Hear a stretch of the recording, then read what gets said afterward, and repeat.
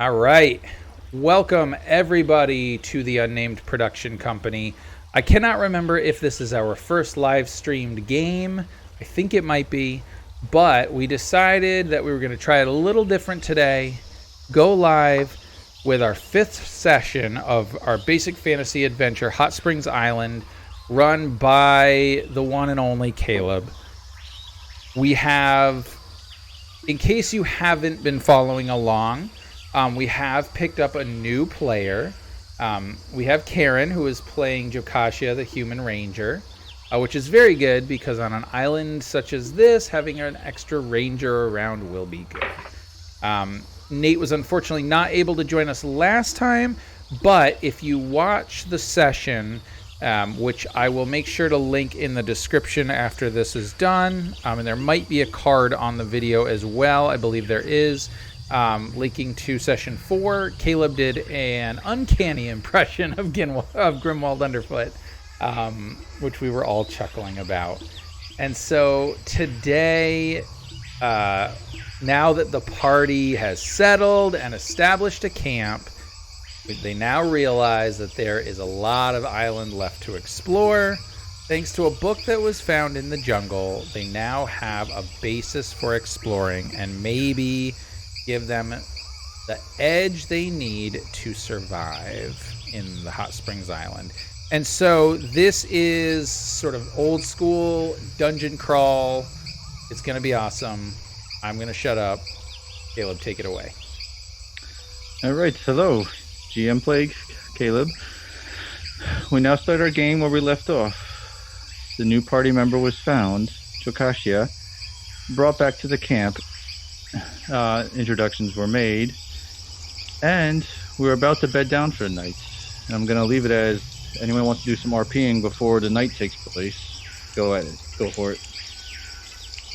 So you had mentioned before that Grimwald has this manual that we found.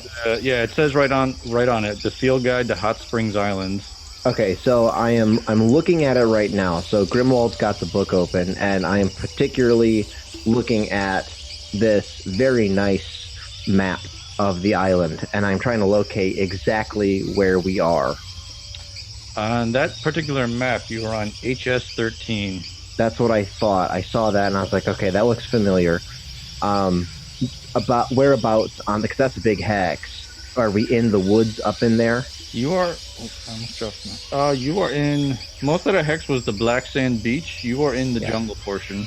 Okay. Where exactly? In the jungle. Yeah. So basically, I would kind of point that out to, and I would show everybody else, kind of like, hey guys, I think this is where we're at, and it looks like there's a water source to our north if we need to refill. I don't know if that water is any good, but it's worth checking, I think. I think I would look to Grimwald, and I would say that map will come in handy. Might save our life. Definitely worth checking out a water source, but I think we definitely should bed down for the night first. Make sure we regain some of our strength. Fortunately, we do have enough water and provisions, at least for a little while. And the snakes we caught, well, I don't know how you feel about eating snake, but... I say, well, I wasn't talking about going doing it tonight. Oh, I didn't think you were. Although, I know you do, you probably do like sneaking around in the dark, so I don't know. Yeah, you guys, pretty much at this point, anything you're looking at is by torchlight at this point. And you notice when night falls, it gets dark here. Not like a supernatural like darkness, but it is dark.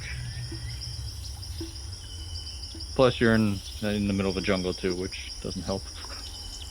Duduri would probably also throw in a quick stab at the fact that he's pretty much down for the count right now. Like really, you're worried about moving, and I'm just like stuck here. Yeah, right now you guys have set up camp. There's a bunch of tents set up. You don't have any bedrolls or anything, but you do have shelter. There is a kind of a nice fire. There's a skewer rises she's brought back a couple boars. That's pretty much has been your meal.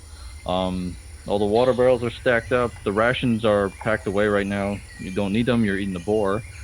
Um, so at this point, night will start. The crew, the seven crew members are going to have a constant um, shift. They're going to probably 3 on, 3 off type shift at all through the night. Um, does anyone want to do anything during the night, or does anyone want to stay and watch with them, or? Well, I wanted to. So this thought would have probably tickled Grimwald's brain at this point. Now that things have settled down, we can kind of see, um, what we believe is the map to this place. It's clearly not connected to anything else. It is an island, and the he kind of gets the thought of, okay, first of all, is the captain of the ship who was helming the ship, is that person alive and with us? I forget. Yes, Andros. Okay, so before he beds down for the night, I would kind of saunter over to him and I would say, "So, Captain, if you haven't noticed, this place is an island, and I was just kind of curious as to how far away from any other kind of civilization you think we might be." That is a good question. Well, I'm gonna say I don't know. Wow, that's just great. If you remember when Billy got here, he kind of saw that this place is in some type of bubble. You can't see anything. He kind of like looked up, but I'm not sure exactly where this island is. I said, when me and Jonas got everyone to the island, we swear we drifted for about 2 days, but something happened and it seems like we went even further than that. So, Grimwald doesn't get angry, but he gets you get a look of frustration comes across his face, and he's like, "Well, we can't." And he struggles to find the words to express, because again, he doesn't really get. He's difficult to anger, but he's very frustrated, and he stops himself, and he kind of looks at everybody getting ready, and he says, "If you haven't noticed, it's a real sausage fest here. Okay, we can't exactly create a new civilization here on this island. We need to get off this island. We He need literally to." like chuckles a little bit. I see your point, but right now, that is not the priority. Can Priority we right be like now, building a boat to leave? yes, priority right now is stay alive and get off this island. But isn't it the longer we stay here and just stay alive, the harder it becomes to build a vessel to get out of here? We will see. We gotta see if there's even stuff to build a boat with. I Don't know enough about this place yet. Yeah, did at know- that he just shrugs. He's not even listening anymore. First day we were here, He goes and lays down. we had a black sand beach that was burning everything in the jungle. Then we found the book. I saw that same map that you look at. This island's a lot bigger than I thought. Who knows what's out there? So my Yeah, I goal, guess we'll find out. keep everyone here alive and try and get off this island. If all hope becomes lost and there's truly no way, then we will worry about the whole kind of like repopulating civilization.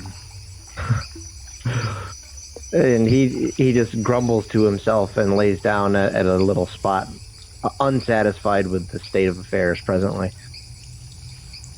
You still have that pink bandolier, Oh yeah, oversized bandolier. yeah. Well, I take that off and set it next to me. I am determined to find a use for it. Okay. Anyone else want to do anything? No? Okay. Jakasha has been, after eating before and getting some food and some water into her belly, she's been kind of cleansing her wounds. Quite a few of them, actually. She's got quite a few bites and wounds and stuff. So she's taking care of those before she heads to bed. Okay, like little bit of field medicine and all that. Okay.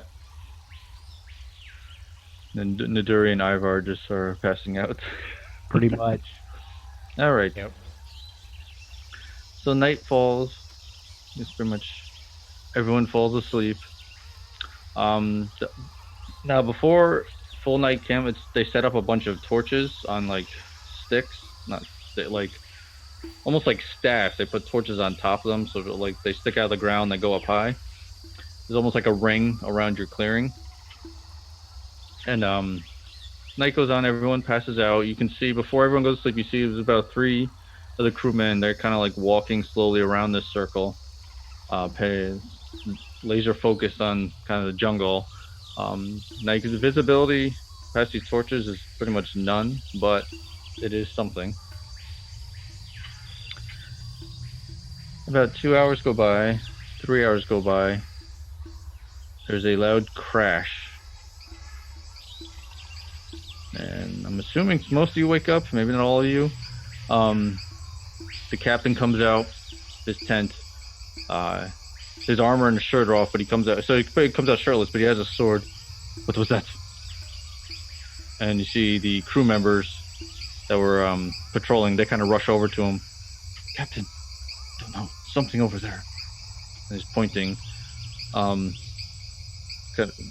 the jungle. You're surrounded by jungle. He's just pointing in the direction of jungle. He says, "What is it? Is it here?" Everyone goes silent. Is anyone still asleep, or did everyone wake up? I would assume, unless you tell us otherwise, unless we have to make like a roll or something, I think we would probably wake up. No, there's no. I just rolled just to see. I think Naduri is probably just too worn out from being almost dead. So he is still kind of snoozing. Okay. So everyone the whole camp seemed to wake up. If anyone looks over, Naduri is still fast asleep. Probably a light snore coming from him. A couple minutes pass. I put my bandolier on. I rearm myself. You put the bandolier on? Yes. Okay. Couple minutes pass. Let me roll some dice. Are there any pockets in it? Yeah, there were, because there was something inside of one, wasn't there? Yes, there are. Oh, yes. It had 8 like tubes, like 8 slots for stuff, and three of them had stuff in. Yeah, empty vials. So you can't open them. Right. So wait, but the slots themselves on the bandolier, are they at least 5 of them empty? Oh yeah. Yeah. Okay. Would it be possible to? So normally my bolts sit in like a bolt case, and I have to flip it open and pull my bolt out and put it in the crossbow and fire it. Would it be possible to put a bolt in each pocket there and for a quick? No. No, it's nowhere near big enough for that. Okay. All right. All right. So a couple minutes. I'm sitting there trying to fit one in there, and it's not working. You guys are lucky I didn't roll too well on this. Nothing happens. Then everyone hears a slight little buzzing in their ears. Anyone goes like that to hit. If anyone does that, it seems to go away. And in the distance, you hear a roar of an animal. Not close to you, far away. Seems like this island does not want you to go to sleep. After about another 10 minutes, nothing seems to happen. So everyone will kind of pass back out. Make another roll. Okay. Alright. You guys got really lucky there. Alright. I hope so, because Naduri needs like multiple nights of sleep, right? Because it's like 1 hit point for every 8 hours or something. Yep. Well, when I wake up right now.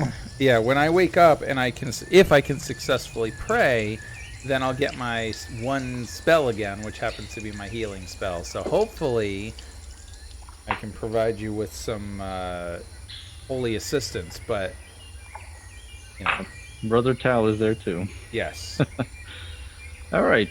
So, luckily, the night seems to pass. If anyone had woken up, they were saying you would have heard a lot of interesting noises, probably more buzzing, but nothing came into the camp, tried to eat any of you. Everyone is there alive. None of your food or water was taken. So I'll say morning starts probably 8 o'clock in the morning. The sun is out. I mean, the jungle canopy kind of stops most of it, but there's enough light where you can see. The crewmen go around putting out the torches. So once again, now it's morning in the campsite. So I think I would be probably again. I think my body is sort of tuned to wake up with the sun as as it starts to rise, and so I would be. I think like as the sun is sort of just cresting over the top, and I would be there kind of half looking over to Nadori to make sure he's okay. And then I would be going through my ministrations, my prayers to the Lord of Light, um, asking him obviously for his guidance and his blessing, and that to show me how to further his glory and to bring the light to this darkened land. But if anybody had seen this before, it's with a lot less zeal than it had been. There's a little bit more maybe hesitation, or almost maybe it could be perceived as like by rote. I'm saying the words I'm supposed to be saying, and internally I do believe them, but I'm having a lot harder time with it. But hopefully it's enough that I feel the blessing and can aid my comrades. Yes, you finish your prayers and we're unsure what would happen. Aran gives you his blessing, so while you might not know where you are, Aran still looks over this place. Brother Tal kind of has the same experience. He kind of gets up. Last time he did this, he was on the shore and he did a lot of his prayer in the water. He literally go in the water for prayer. He kind of looks a little dejected. He's got his coin around his neck. He goes over to one of the water barrels and he kind of like takes a cup, takes out some water. See, it kind of like splashes on his face. He's wasting water. Takes another cup. He drinks some of the water. He pours some of it on his holy symbol. Then he gets down on his knees. You see him with his head down, and he starts to pray. At the same time, Ivar, you started your praying. That's when this happened. And after a little while, he kind of gets up, and you see a little smirk on his face. So you think Marina probably gave him his blessing too, or gave him her blessing. Screw up the words. I'm probably still over, kind of where I slept, just kind of sitting up. I probably stood up, stretched, sat back down. I pulled out that flawless topaz that we found before, and I'm just kind of polishing it up and seeing if I can get it shiny enough to see my own reflection in it. Yeah, that's what I'd be doing. Yeah, it's flawless, so it doesn't take much to get that nice gleam on it. Yeah, we're polishing that bad boy up. Oh, also, did I remember hearing that you, Mr. GM Plague, had given away the gold that I had stolen from one of the other crew members, I believe? I don't think you did that in game. I just did that more as a have Grimwald have some fun type thing. All right. I believe he gave a coin purse back to Brother Tal, right? Because I had it like in between sessions. You had taken Brother Tal's coin purse, and then he got Naduri. Like you thought Naduri might have been dead. You saw that he actually got him up. Okay, I see. Like, yeah, he deserves it back. I see. Okay. All right. You don't have to deduct. Yeah, that's what I was. You don't have to deduct any gold from your account. Okay. The true rogue. Yeah. Well, I would probably saunter over to Brother Ivar, maybe even as he's finishing up, depending on what Naduri and Jacasio want to do um, in the interim. But I'd probably saunter over there, and if you were to finish up and I were to be there, I would probably strike up a very short but maybe memorable conversation with Brother Ivar, something to the effect of, um, I'd thought about the gods once, but they didn't think about me. Something to that effect. You hear Brother Sure. Cal kind of he's starting to walk away, and he just goes, he's shaking his head, just kind of scoffs and walks away. And I almost get the impression that maybe both Grimwald and I kind of like not aware that each other's doing it, but both shoot him kind of this like reproachful look, and then I would kind of look down to Grimwald, and I would say, or sorry, Grimwald and I shot a reproachful look at Brother Tal, and I would look to him and say, they were probably watching. Sometimes they let you experience things so that you'll learn, or that you will grow, or that you will maybe come to the light one day. Who knows? But you're here now. And I smile, almost as if I was making a bad joke, but it's sort of not a great joke. And I mutter to myself, almost indiscernibly, I say, yeah, we're here, all right, wherever here is. And I saunter off, and I probably almost trip over Naduri's sleeping sack. So, we'll go to Naduri now as you get woken by someone kind of kicking your legs and almost falling on top of you, but they catch themselves. Yeah, Naduri just lets out a groan, like that's all I needed was his halfling coming over, kicking me in the side while I'm already down. A quarter of my total HP. Yeah, Naduri will kind of really lethargically just like try and stretch, and then rub every aching sore muscle, and yeah, just eventually kind of sit up, kind of take stock of everything around, and then Yeah, so you have recovered 1 hit point from a good night's rest. so 2 of 8. So yeah, please don't kill me between now and the end of the session. But yeah, Naduri will eventually get up dramatically and kind of dust himself off and look for something to eat. Okay.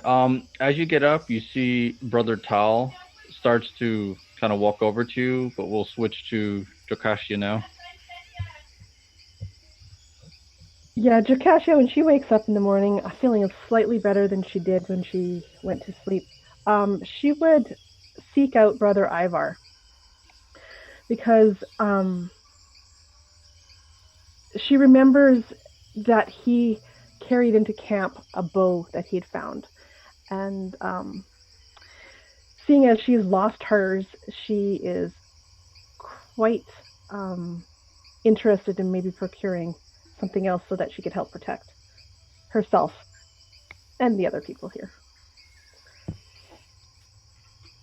Yeah, it was a longbow you found. And I think that Jokasha would probably find me tending to Naduri, or at least, saying, don't worry, it is okay. You've got a full night's rest, and now I can provide you the aid that I promised, and hopefully will regain your strength and your dwarven hardiness, to be able to assist us in the day ahead, if you do not mind. Naduri submits to whatever thing he doesn't quite understand. Sure. And, it's like, yeah, sure. And so I think that what would happen is, like, I'm starting to lay hands on Naduri, right?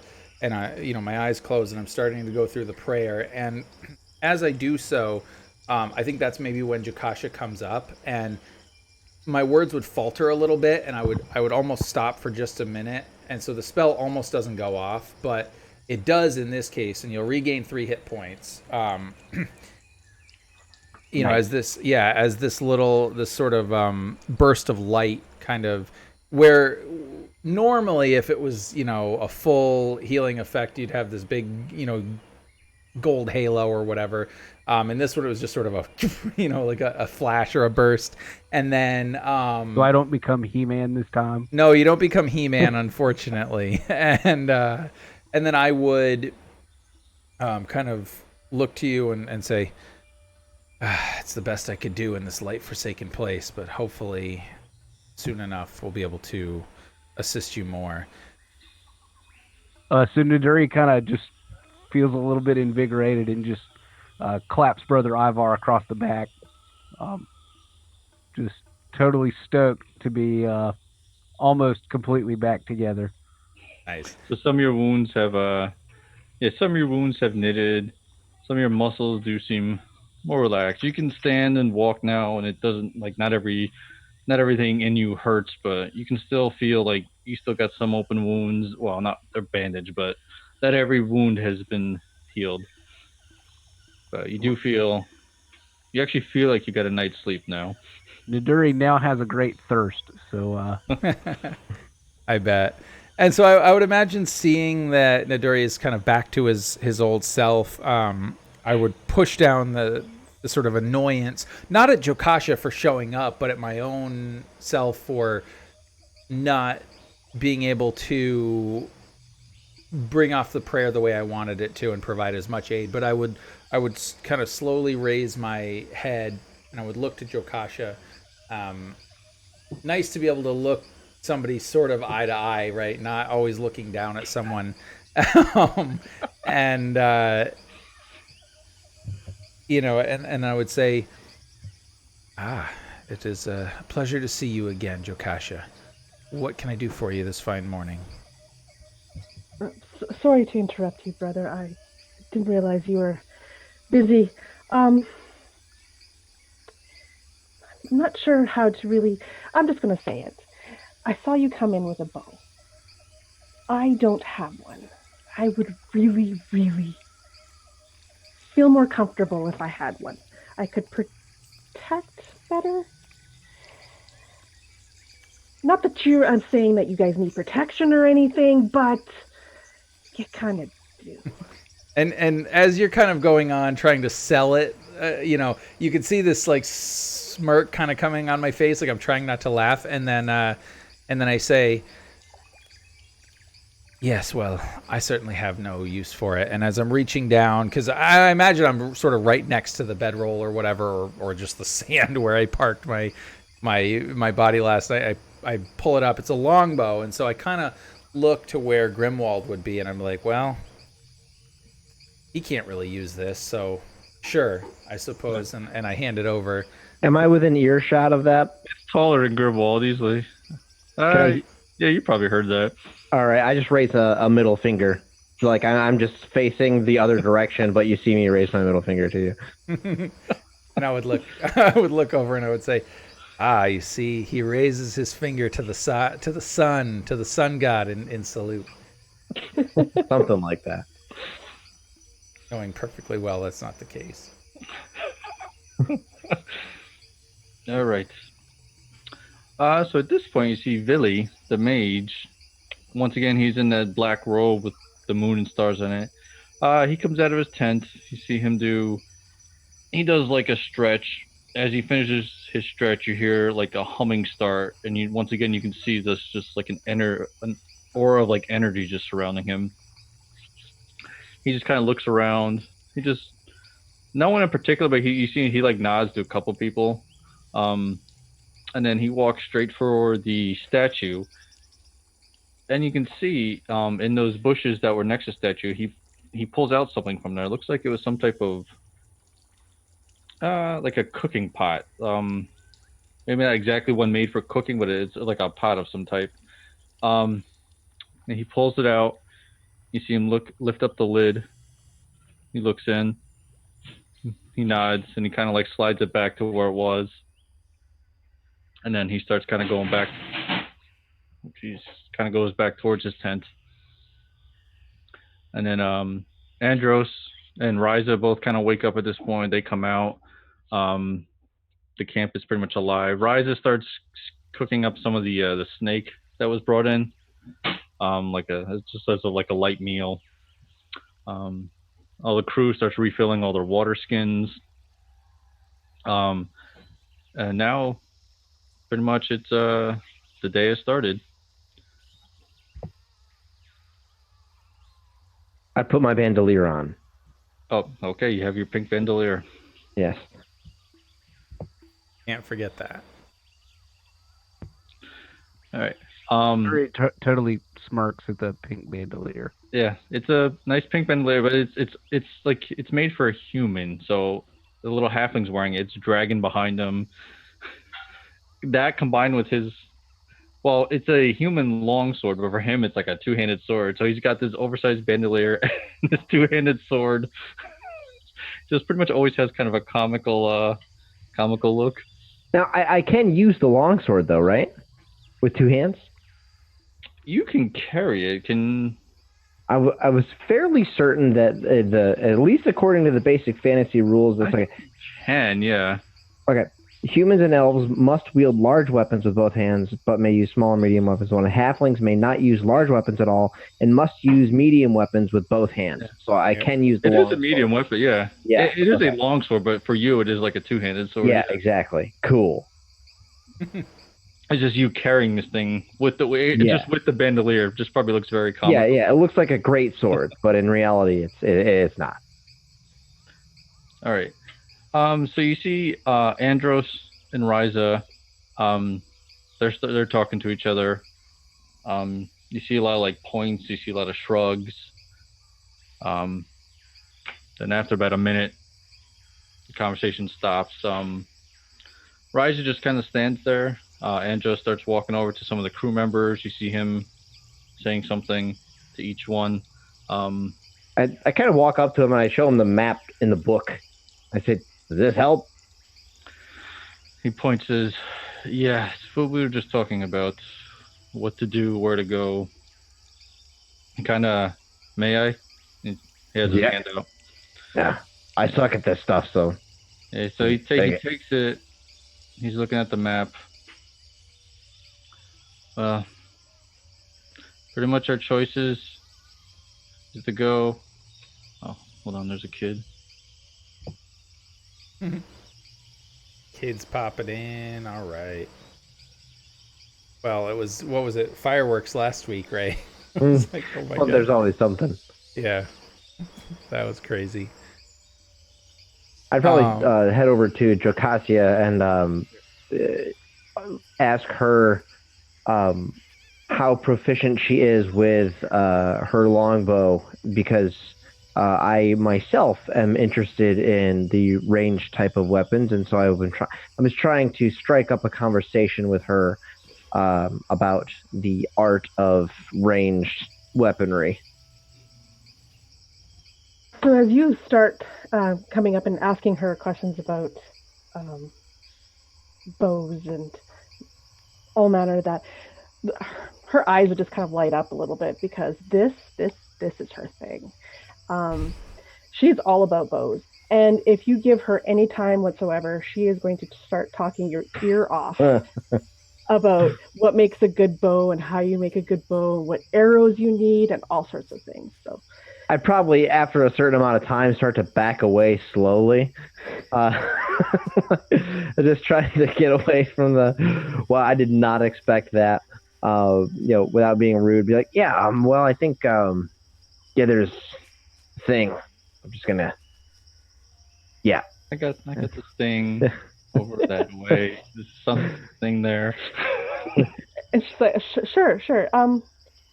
Yeah, though, if you want me to teach you, I could totally teach you sometime. He stops at that. He's interested in learning and becoming more effective at. He's like, okay, yeah, might take you up on that. She will look down at you, unfortunately, because you're down. And she would then look. First thing, We need to get a proper size bow for you.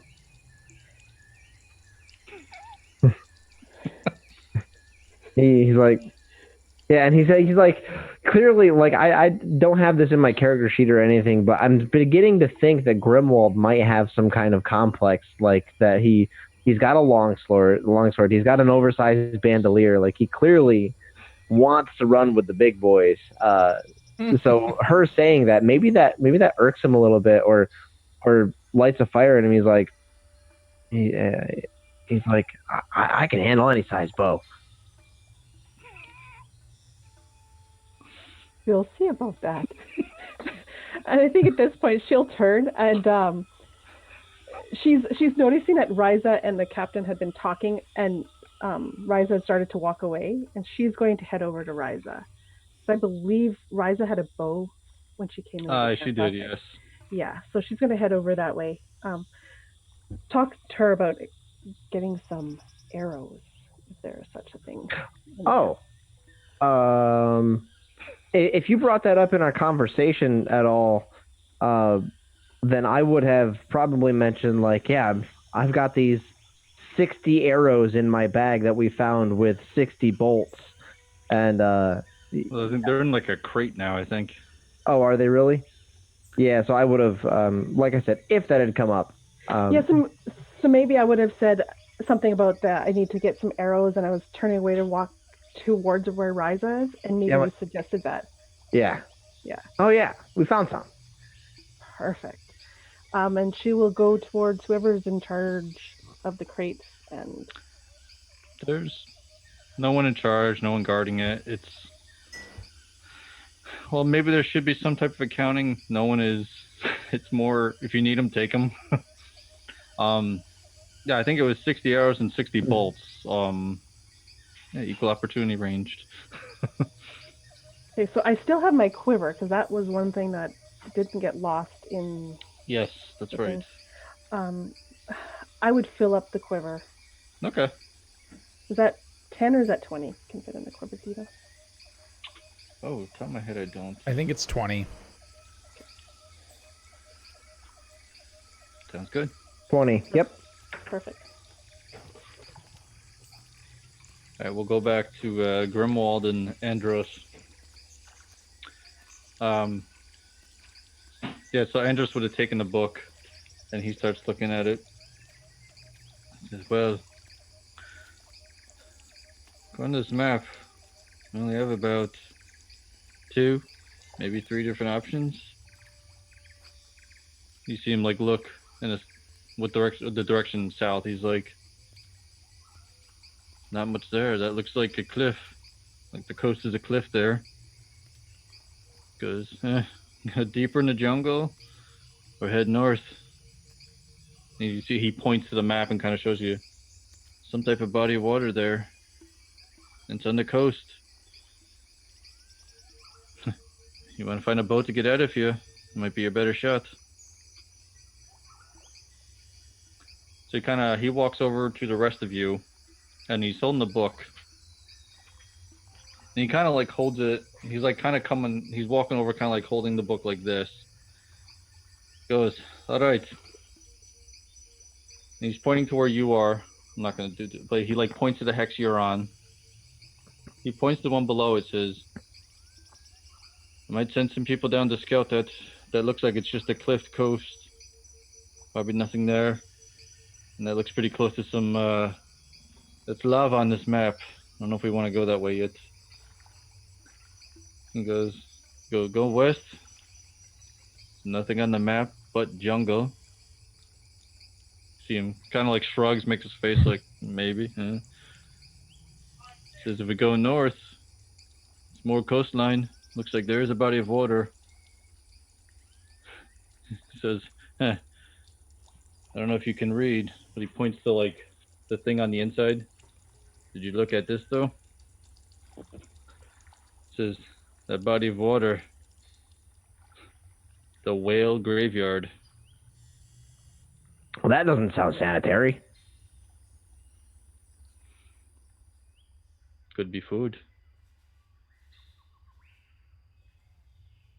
I point up to the HSO4 hex, the one above that one, and I'll say, how about that? That doesn't necessarily not look like something like a camp. That's yes. This is the one thing we saw. It is labeled Glavrock Village. I have no idea who or what Glavrock is. Is a village. No idea. People are there, or if it's old.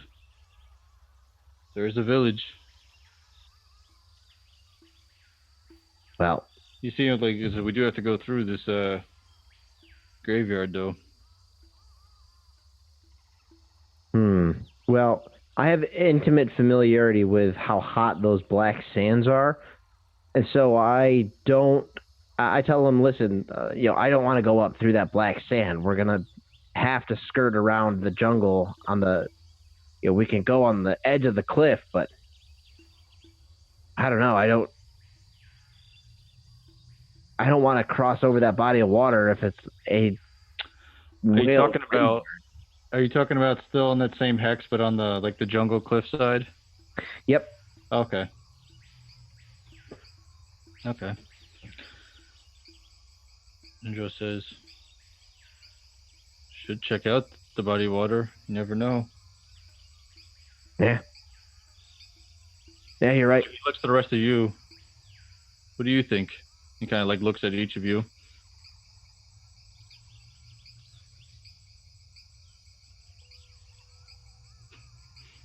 I would hesitate and to see what the rest of the companions would say. Well, I don't know anything about this black sand that you're referring to. But I know that the jungle is filled with all sorts of creatures that are not happy to see us, unless they're hungry. Naduri's still looking around for a drink, and he totally side skirts the whole black sand thing, because he doesn't want to admit fault to anything that happened after he wandered out into that mess. But he does not want anything to do with any more jungle if he can help it. He came way too close to death to want to go any further in, and the Hexo 8 with the whales sounds pretty great. Yeah, and then as Andros says, once he brings the map around, you can see most of this island is jungle.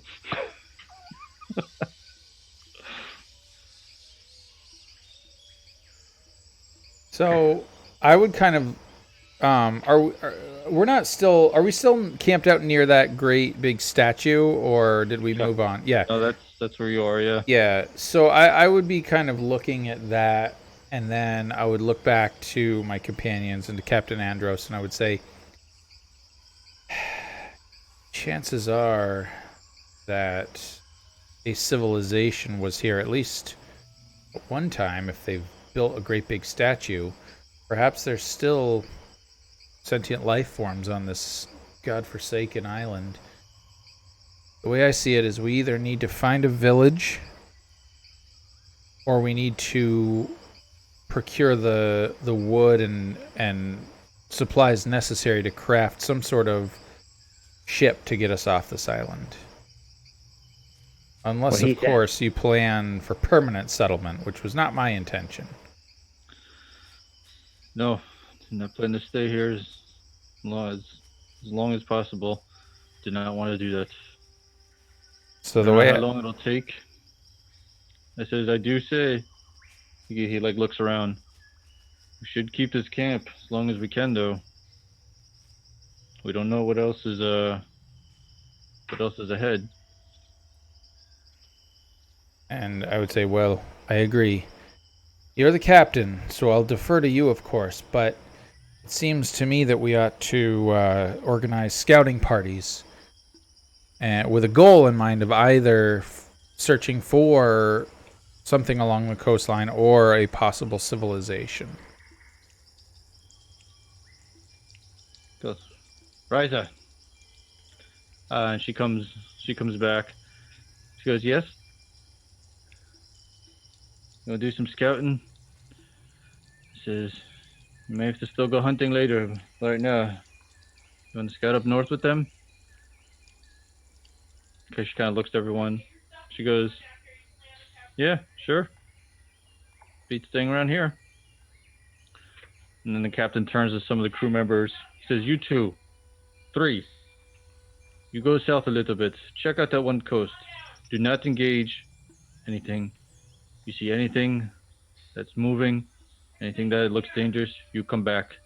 Just check out that coast. See if there's anything there. You see him. Oh no, he's not sure that was in the middle of the night. He's shirtless. So he says, all right. Says, if we're ready, head out. He goes, Billy, what are you doing? And no answer. Villy's the mage, right? Yes. Uh-oh. Billy! And eventually he comes out. He goes, yes. What are your plans? Are you staying here? We're going north. There's a, according to this book, it's called the Whale Graveyard. She's like, his eyebrows kind of pop. He goes, a whale graveyard. Interesting. You know what? I shall accompany you. All right. So you have Andros, Ryza, Villy. Oh, Brother Tao. Let's see what he does. Can I ask a question really quick? Sure. Dracasia has made it aware to me that we had the snakes that we fought had metal scales or metallic scales. Yep, they were diamond-shaped scales. They were like it was actual copper scales. Some of the scales had that blue-green, like when copper gets soaked in water, it's that bluish. So like very beautiful, like that bluish green and like swirls in some of them, and they're all diamond-shaped. But like, I mean, you saw these snakes; they got meat inside, but it was actual like copper scales. Is it possible to detach the scales from the skin individually? Yeah, that'll take a while, but it is possible. So if I'm able, I don't know how heavy you would think that would be, but basically what he's trying to do is to pick off about somewhere in the ballpark of, I don't know, maybe 52 scales off. 52 scales. 52. Yeah. That's so specific. It's a very specific number. If anyone reads DC Comics, that means that number means a lot too. All right. Is there a reason for 52?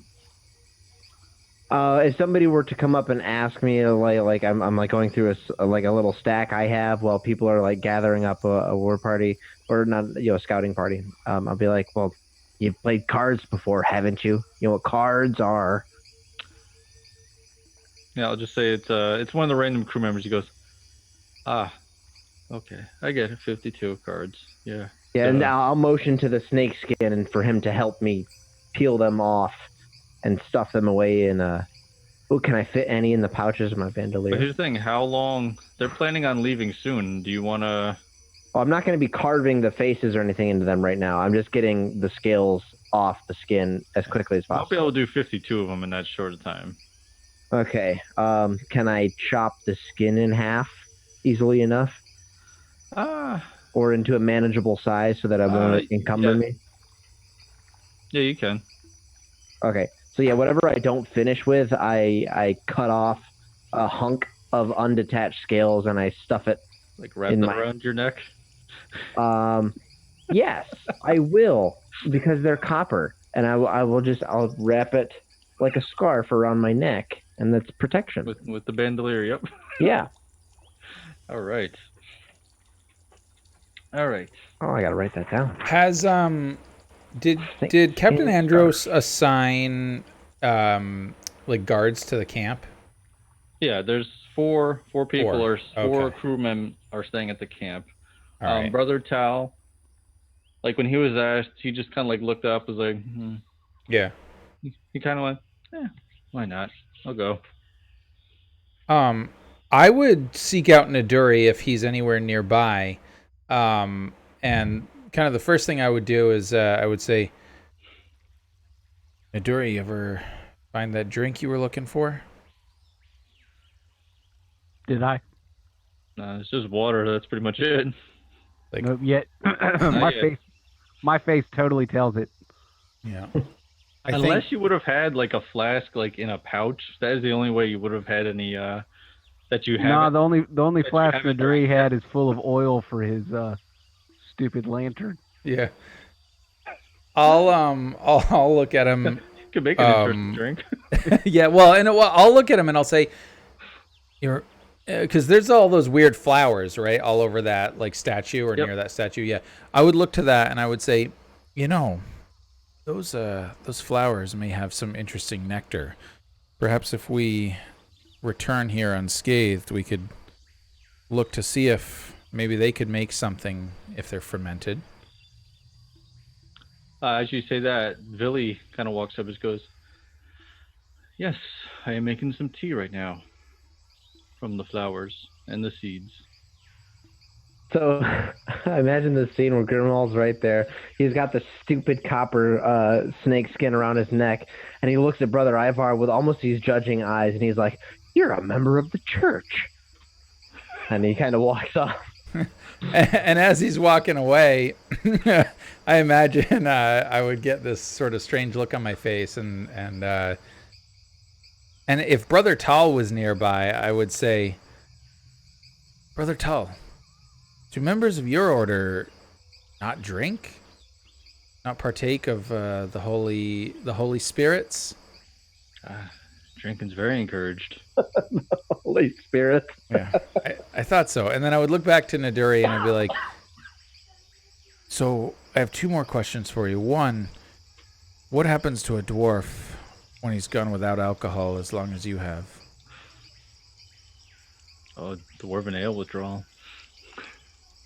Yeah. Let's just say that Naduri is gonna start getting ornery. Okay. Yeah. Because and I would say something like, because the stories, well, they tell of a wide range of effects. But the second question is, do you feel up for a trek into the jungle, or would you prefer to stay back here? I don't know. I trust you and your hammer more than I trust those guards. Yeah. His heart sinks a little bit when you say jungle. But yeah, I mean he's definitely not going to be left behind, especially after being out of commission for so long yesterday. Sure. And so yeah, he'll pick up his hammer and sling it over his shoulder and kind of nod. All right. And then I think what I would do is I would hold out my hand in like a gesture, to like clasp forearms or whatever, in like a gesture of respect. And if he does that, if he sort of reciprocates, I would say something along the lines of like, well, we'll get back, and then we'll check out that tea that Villy has. See if we can make it maybe a little more potent. Yeah, like he's been completely deadpan about tea. Yeah. But when you say potent, you get an eyebrow raise. I would give a little chuckle, and then I would say, all right, well, we'll stick together then. We'll make sure we Let's survive. get on with it then, if we must. Indeed, let's go. All right. Now the party starts the northward trek through the jungle to an area they only know known as the Whale Graveyard. All right. First, we got to see hex travel. See if you guys actually make it. Oh, you do. You do not get lost or do not get turned around. All right. So you go, I'd say easily an hour, maybe 2 hours. You just go through the jungle. So it rises in the lead. At one point, she just puts up her hand. Stop. You smell that? If everyone stops and kind of smells, there is a smell of something like something dead, like it's very strong.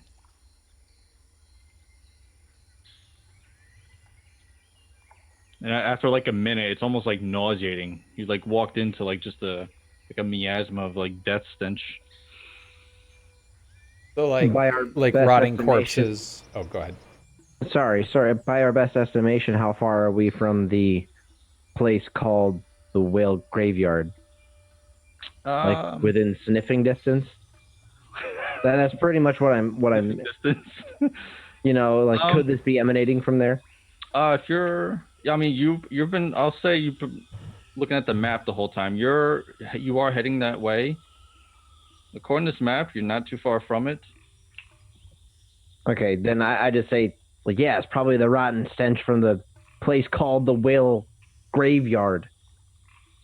That's why I wanted to go through the jungle, not directly to the whatever. Kind of, even to get to the jungle part, you kind of have to go this way first. Otherwise, you'll be going into a different hex. So I imagine like if anyone was paying attention to my demeanor, I would be exceedingly uncomfortable at this point, and I would start muttering things about. Let us hope the writings were just stories. The dead are walking on this island. May the Lord of Light help us. And I'm like really sort of not feeling good about walking into this situation. So Ivar is unnerved. Mm-hmm. All right. So, see, Ryza kind of like takes her shirt and she kind of does like one of these type things, and kind of makes the hand motion, and it's muffled, but you're like, all right, follow me. She gets kind of low, not in a full crouch, but she kind of gets low, and she starts going very quietly and slow through the jungle. Um, for you guys, not that hard to follow if you're like watching. Um, anyone the other way would have a hard time seeing her. I'll say after. Here's my dice. Okay, only after an hour. All right, so you go at the slower pace. It takes probably about like an hour. As you come to the edge, I gotta find my writing. You come to the edge of that body of water on the map, and what you see, you you can tell right away that this body of water is ocean water that's formed its own like pool. Um, those basalt like monoliths the one you saw back at the beach, there are a ton of these basalt monoliths. A lot of them are rising from the ocean. A lot of them are running along the shoreline here. And then now you can see what is causing that stench. There are just bloated and popping carcasses of huge gray whales. They are littering like a half a mile of this beach. They are all like just all these carcasses of whales. And there are white across the black sand. You can see there are just white bones. Some of them are huge, some are small. They're all across the beach here. And you see, there's a bunch of birds, not the killer ones you saw back in the beginning. Are these like regular birds? Some of them seem to have nested on top of these monoliths, and you can see they have yellow and pink droppings that kind of stand out. These black monoliths, their droppings just stand out. Um, and then, like true old school style, you see there are a lot of creatures down there. Down, like, in the water, you mean, or? Uh, some of them are down on the shoreline where all the whale carcasses are. There are these creatures. You can tell, even from this distance, these things are big. They are humanoid, 2 legs, 2 arms. They have big tusk. Their skin is like a beige color. They have, I don't know, kind of fat, but like their bellies stick out, but you can't tell if it's like, is it just pure muscle or are they just fat? Um, And then some of these big guys, they have these axes, and the material this axe is made out of, it's black and it's has a nice shine to it. It's almost like it might be like some type of stone axe. But you can see there are about 5 or 6 of them. They're kind of standing on a perimeter, and they actually look pretty alert. Behind them, you see 1 or 2 more adults. It looks like teaching some younger ones how to like butcher these whales. So I pull the book out and I start flipping through the back end of it, where the book apparently lists a bunch of beasts that the island contains, and I just begin searching for something that looks similar to these creatures I'm looking at. All right. Well, you do find it. It's not in the beast section though. It's under a section called factions, and it's listed as Night Axe. It is an ogre tribe. Factions. Where are they at? I have no idea what the exact page number is. The Night Axe tribe, they're ogres, you said?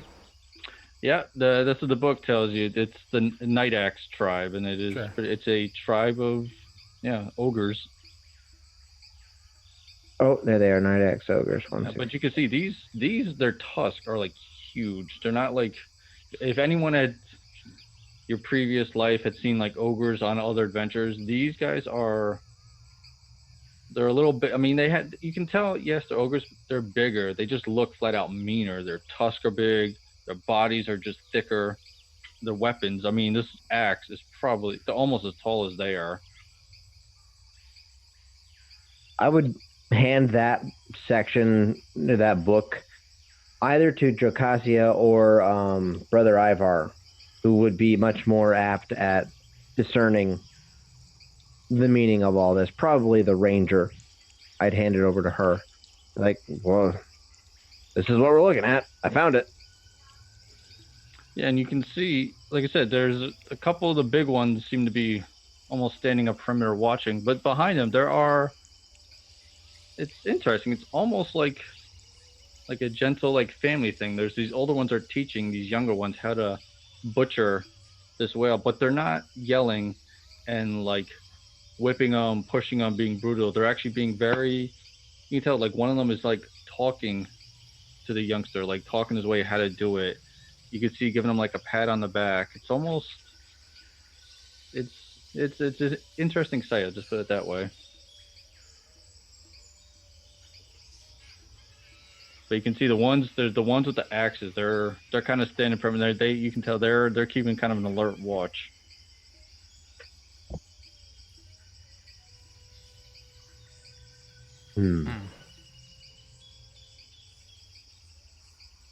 Well, and so I think I would probably, at seeing this and seeing, seeing Grimwald pull out the book and hand it to Jocasia, I would probably come on over and I would say, have either of you seen those things before? What are those?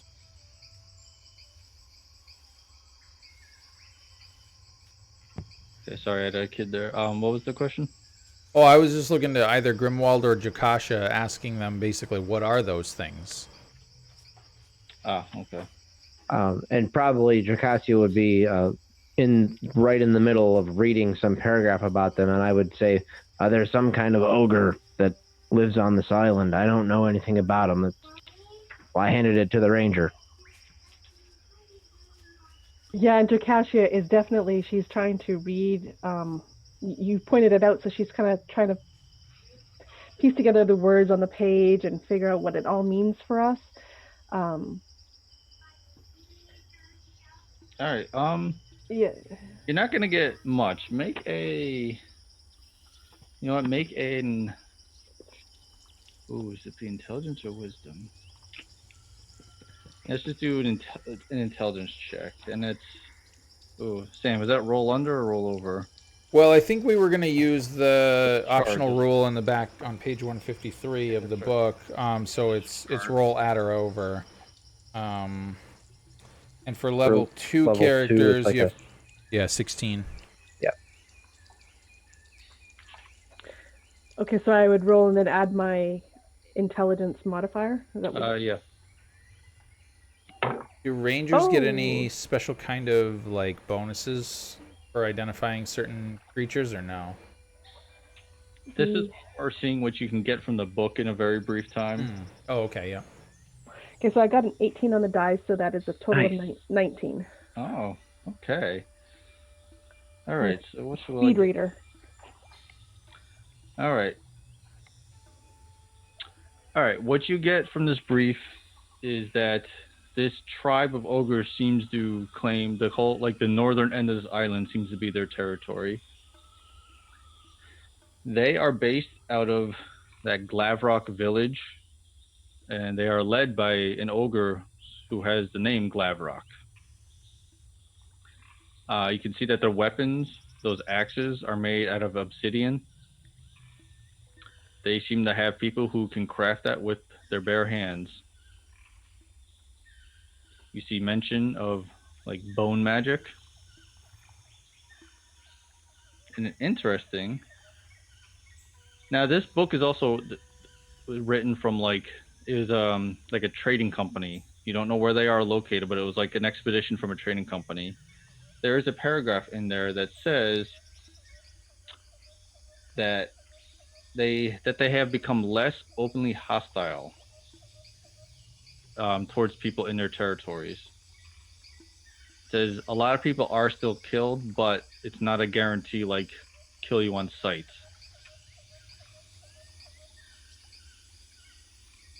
So Jakashi would be relaying that Or information. 19. That's all I'll give you for that. Yeah, but that's actually a little more than I was planning on giving. But you got a good roll. So Jakashi would be relaying all that information to them. And at that end where so they're less openly hostile. She would kind of look up and say, which is only slightly less worrying than it was before. Yeah, yeah. I guess the big things are they seem to rule like the northern part of the island seems to be their territory. That village that you were interested in seems to be their village. Um, they have bone magic. They can seem to have people those obsidian weapons. People can seem to just craft those with their bare hands.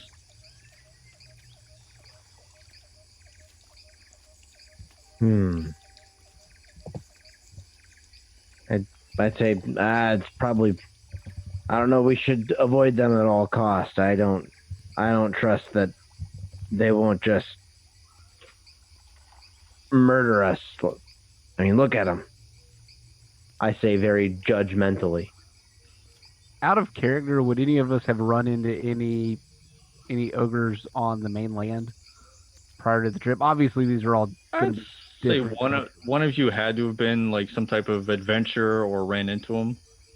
I mean, yeah, ogres are pretty damn hostile towards anything that's not an ogre. I'm thinking Jakashi probably has had at least a run in, if not with an ogre, something similar. Hence why her chosen enemy is humanoid. So she is right there with Grimwald saying, let us not disturb these people. And she says people hesitantly, kind of that same way that Grimwald was talking about them.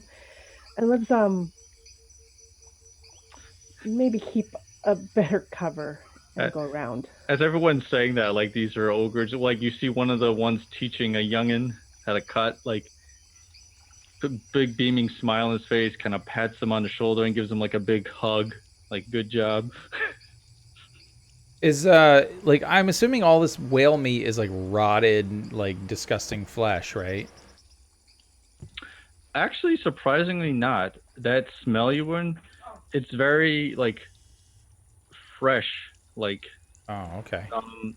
But I mean, you look, there are a lot of carcasses here. There's no way that like just the sheer amount here. There's no way they're all fresh, but they don't look like they are rotting at all. Okay. So I would kind of look to Jokasha and maybe to Naduri as well, and I think like my facial expression would have changed. It's a lot more serious, maybe a lot almost like a dark pall cast over it, and I say, looks like there's a source of food down there that may be something that we will need later, but I don't wish to fight these ogres, but the only other choice we have, it seems, is an endless trek through the jungle. If they have a village, and if this book is perhaps correct, we may be able to learn something. Perhaps we can trade for the resources we need to craft a vessel to get us out of here. I think the risk is worth it in this case.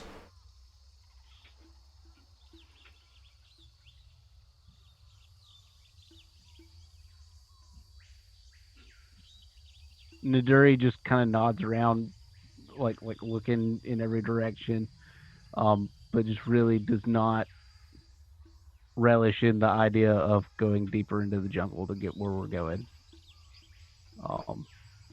But definitely doesn't want to face the ogres either. Yeah. All right. So what's happening? Is Villy with us at this point on this expedition? Oh. Yes, and do a little bit of retconning. Before you got here, and I'll admit, this is my fault, I forgot about Billy. Before you got to this point, you would have heard almost like a gasp out of him. He was probably near the rear of the group. If anyone like looks back, he's got like a look of like, no.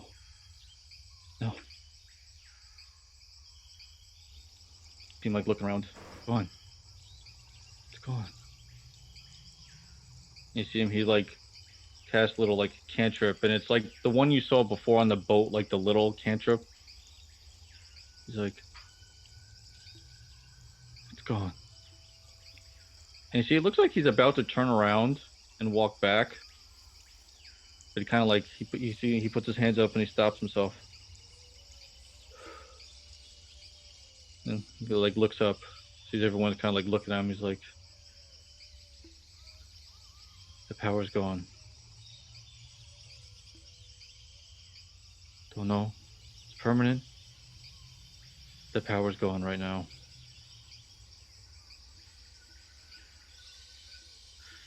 See him, he takes in a breath, just like looks down. Let's go. It's pretty much he's a regular mage right now. Great. So I think like saying, that sort of happened earlier, and then now with all of this new information. Yeah, that's my fault. I forgot about Billy. No, that's okay. That works actually. And so I would kind of look to Villy and sort of nod my head as if to say, like, can we go off and have a private conversation? And it's obviously, very apparent to the rest of the party. I mean, I'm basically just ignoring them at this point and look over to Villy and just sort of nod. No, he just nods and he walks a couple steps, like, I guess, away from everyone else. And Caleb, being an old school game, you will need to roll it for me, but please roll a sneak check so that I can see if I can hide from them and hear what they go and talk about. All right. It would probably be a hide. Where's my GM screen? Let's go. Hide in any shadowed area. I mean, we're in trees, right? So I think that a halfling, if they're out in nature, basically has something, like a 90%? Yeah, chance there's only of a 10% chance they will be detected. Right. So yeah, just don't roll. Right. Okay. Just don't roll a 91 or higher. Yep. So yeah. Thank you. I rolled it. Okay. So, and for anybody who might be watching now or in the future, if we get any of the rules wrong, please let us know, whether it's in the chat or as a comment later. That would be helpful. No, but what we did there was a lot of the thief skills the GM rolls, Yep. and the player automatic, like they assume they're doing what they're saying to do, but I make the roll for it. They don't. They will Yep. find out if they made it or not. Grimwald, to his knowledge, he's hiding the best he can. So Which as is far the as best I'm way to do concerned, it. I'm hiding. Yep. Yes.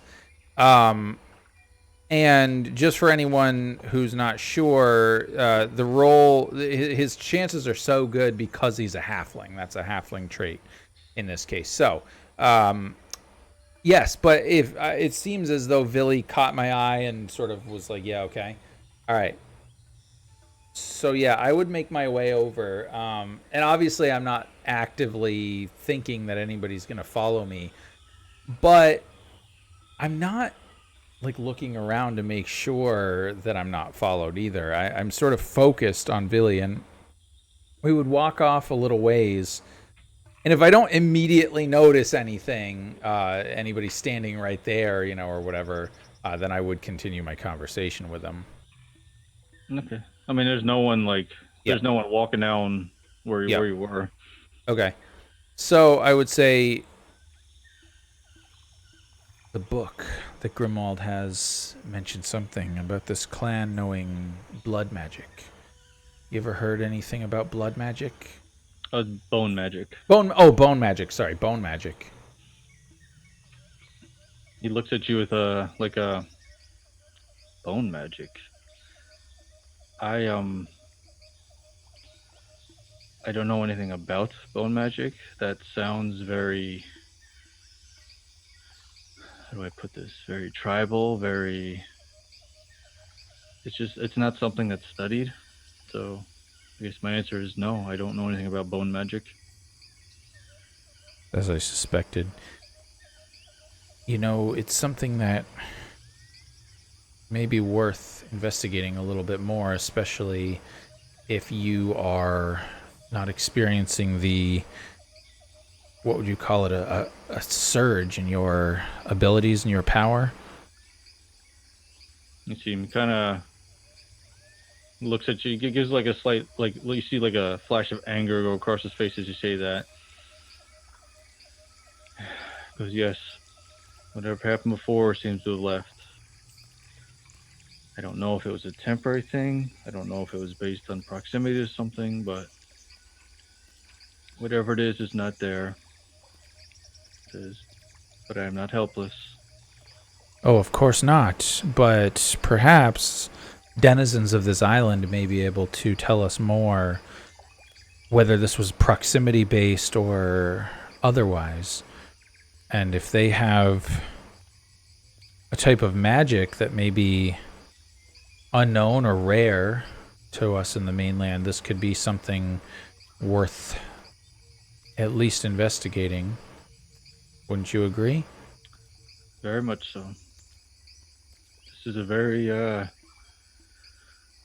interesting island so far. Take all the help we can get. And then I would look at him very seriously and I would say, how do you think Captain Andros would take it? It seems as though he doesn't order you about like he would the rest of the crew. Do you think he'd be amenable if we suggested parlaying with these ogres?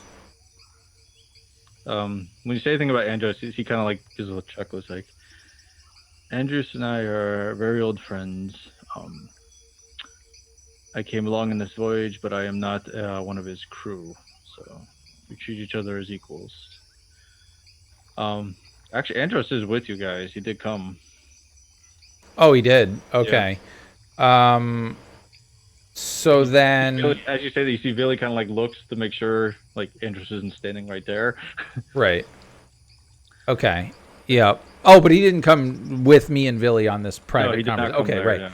Yeah. So, all right, but that makes sense. As you say that, you see Billy kind of like look behind you to make sure Andros isn't coming. Says, "Well, about the parlaying, if it works, I don't see him saying anything. But he ended up killing half his crew because of this. I can't say what it'll do. With that in mind, if we're in agreement that it would be best to maybe study this magic a little bit more, perhaps you can make the suggestion to him, since you're equals. I will. I will make the suggestion. Do not worry there. Very good. And then I'm very curious about this bone magic also. well, I imagined you would be, and that's why I came to you. This seems something that we must learn more about, especially if it's dangerous, if it might make its way to the mainland. We need to be prepared for it. And so I would then start, I would kind of give him a nod of thanks, and then I would return back to the main party.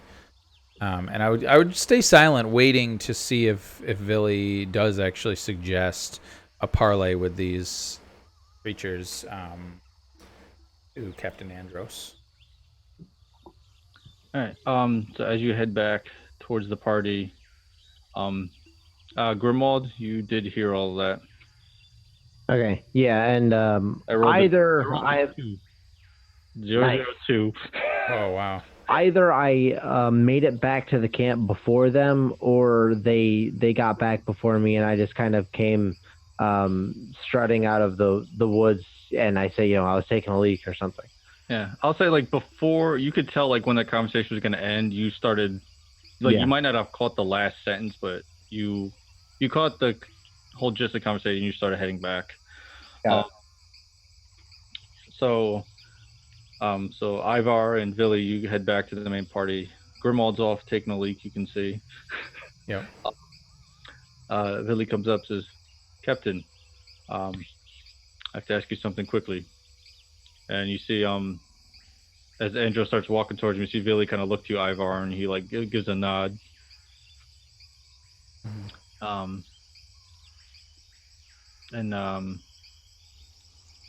So they'll talk, and now we'll they come back. They don't say anything.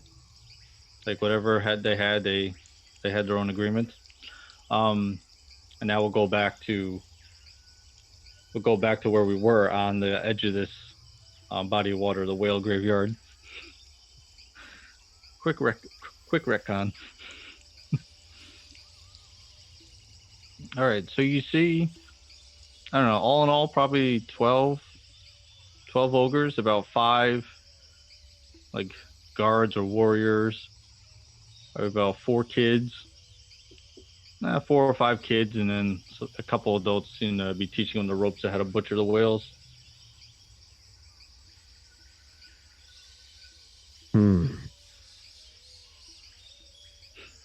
Is it obvious how they got down here?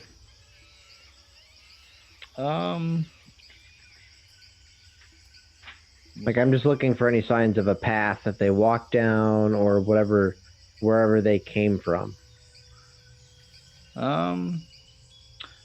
Actually, what you notice is some of that area is some of that black sand beach. They seem to walk across that no problem. I look slack-jawed at that. Wow, that's interesting. Some of them, there's one group, like one of the youngins and an adult, they're standing right on that black sand as they're butchering the whale. They're not wearing any boots or anything? No. Barefoot, man. You don't see, and as they step, like you don't see their foots aren't singed or. I'm gonna point that out and be like, they have really thick skin. That means they're going to be really tough to kill. So if we wind up on their bad side, I'm running away. Just so you all know. I would look over to Naduri, and then I would look back to Grimwald, and I would say, it's probably a wise plan. I don't anticipate us engaging in combat with them. No, you just want to talk to them, try to trade with them. It's a great idea. And I look at him strangely as he mentions that, and I'm like, I never said anything to that effect. Well, you're right. So you want to go back to camp then, right? No, I think that we should wait for Captain Andros to make the decision here, as he is the captain and the leader of this expedition. But Yeah. I do agree with you that if it comes to combat, running is the best option. Yeah. All right. So at this point, where you all are, you all hear sounds like a twig snap somewhere around you.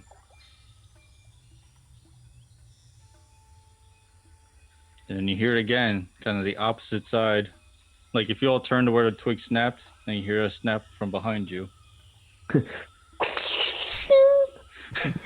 Yeah. The giant sword. At the sound of the first snap, Jacasio would be readying the bow. And I think I would look to Grimwald as he's pulling out his oversized sword, and I would say, if we're surrounded by those things, that's not going to help you much. In fact, it'll just weigh you down. If you plan on running, you don't want to carry that with you. Don't judge me, holy man. I say no judgment. I'm just trying to decide if what are my chances of getting that pretty pink bandolier you got there. And I smile. They're looking pretty good right now. You see at this point, Ryza, she knocks an arrow. See brother Tal kind of holds up his staff like crossguard against them. Billy, he just kind of, he's ready if something happens. And then what happens? Out of nowhere, there's a figure standing in front of you. It is as tall as the ogres down there, but this one is thin, very lean. Its skin is like gray, except for his shoulders. His shoulders are black, and it has like bone spikes sticking out of it. And this one's tusks are a lot smaller, but its it's like teeth are on its lips. And you can see it opens its mouth. It has no tongue in there. But it pulls out a for him it's probably like a short sword. I mean, to you guys it probably looks like a giant sword. He just pulls it out, and surprisingly, this thing made absolutely no noise coming up here. This thing was like quiet, and as it takes a step forward, you don't hear anything. And it like holds its sword out, and then it doesn't go for like an attack swing, but it kind of like pushes its sword like pointing the sword at you, go.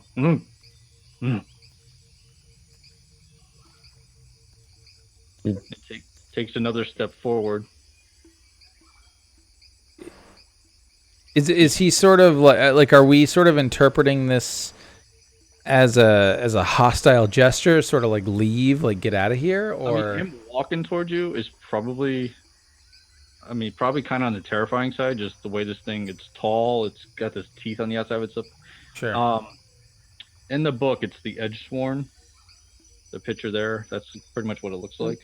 So, Caleb, I'm wondering, now in basic fantasy, if you were unsure of how a creature is going to react or whatever, then you do like a reaction roll. Yes. So whoever would be the person closest to that ogre or whatever it is. Actually, I already rolled for the ogre. So, Grimwald, Okay. you want to roll for you, I guess? Oh, I forget what I roll for that? There's a table. What is it? I was just trying to find it. Is it on the GM screen? What are we looking for? Morale? No, the reaction table. Oh, Monster reactions. Here it is. In the cases where the reaction of the monsters to the party is not obvious, a reaction roll may be made. The game master rolls 2d6, adding the charisma bonus of the lead character. So whoever is basically closest to the group, or rather to the ogre. What page is that on? Just Page 43. do a quick. I wrote down something I rolled. Make sure it's the right.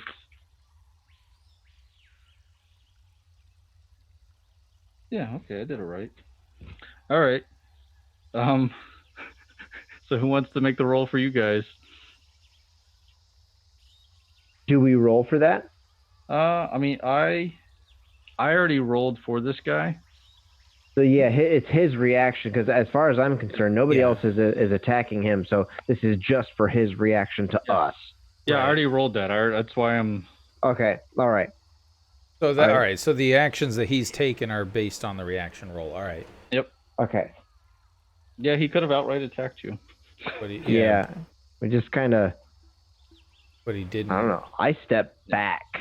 He's making. I mean, the only noises you hear is he's going, and he's kind of poking his sword, not at anyone in particular. It's like thrusted at you, but. Oh wait. You know, I'm not gonna make a roll a check. It looks like he's almost pointing towards the down there, towards the whale. Yeah. But he can't speak. Sure. I pull out. I have 2 strings of black pearls. I pull out 1 string of black pearls, and I just kind of. All right. As you go to pull it out, you see that sword. He points it right at your face. I stop. I stop doing what I'm doing. I think at this point, I would start walking forward, hand not on a weapon, kind of with my hands out, you know, sort of in a placating gesture. As you do that, that sword goes pretty much as you walk toward that sword. He shifts it right, pointing right at you. Yeah, and so I rolled in anticipation of something like this, just to see what and I think that my courage doesn't fail me, and I would continue walking towards him, and I would say, just, you know, in the common tongue, because it's really kind of all I know, I would say, peace. We only desire peace. At this close, you can see he's got a lot of looks like obsidian daggers on his belt too. Yep. So the sword comes away from your face, and he kind of thrusts it over your shoulder, and once again, And I look at him and I say, do you want us to go to the beach? She opens his mouth, but nothing. It's more of a forceful grunt now. It's like, and he takes a step forward, and he kind of with his free hand, he kind of pushes you back. He doesn't put his hand in and push. Yeah, but he's kind of pushing you, kind of forcing you to walk that way. Yeah, and I mean, I would back up at this point, but I would say, we mean your people no harm. I mean, this thing is Yeah. No, I know, and I think you would probably see, you know, a trickle coming down my pants or something as this is happening. But and I can certainly make a saving throw or something if you need me to. But I do intend to continue speaking with him. Actually, interestingly, he actually has no clothes on. What he has on his privates is some type of liquid or powder that doesn't exactly work the same as shorts, but it's enough that he's not flat out fully nude. But he has he doesn't actually have any clothes on. That his belt and his sheet seems to be the only clothing things he has on. Sure. Yeah. This looks not. I mean, he's as tall as the ones down there. He looks nothing at all Right. like them, though. Yeah. And I would say, perhaps we could trade. We're new to this island. We may have things that you desire. And I'll keep backing up slowly, just in case he's forget you. And once again, he kind of takes his sword, he raises it up, he jams it in the ground, and with that free hand, he starts pointing the way. He goes, "Mrr!" Like back, the way we came from.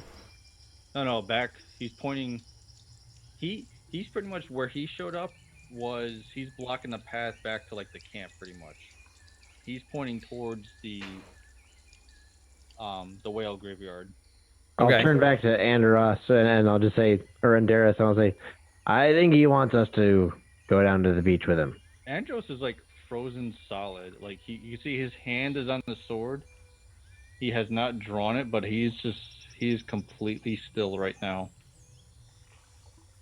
Same with Ryza. She's got an arrow on her bow. It looks like at a moment she could probably flick it up and get a shot off, but she is holding right now. And what about Villy? Billy's just standing there. He's got his arms to his side. Looks like they're out a little bit, but once again, he could if he needed to, he could probably cast something at a moment's notice. But he looks a little more comfortable than everyone else. I'll just say, well, guys, we either kill it or we walk down. I don't think there's much of an option here. And frankly, I don't want to draw the attention of the other guys down there. So I think we should just... And as that sword is in the ground, it's as tall as any of the human members. Like the top of the hilt is like where your head is. I would sort of look over as Grimwald is talking, and I would say, his sword is pointed in the ground. There's no need for violence. Let's see what he wants.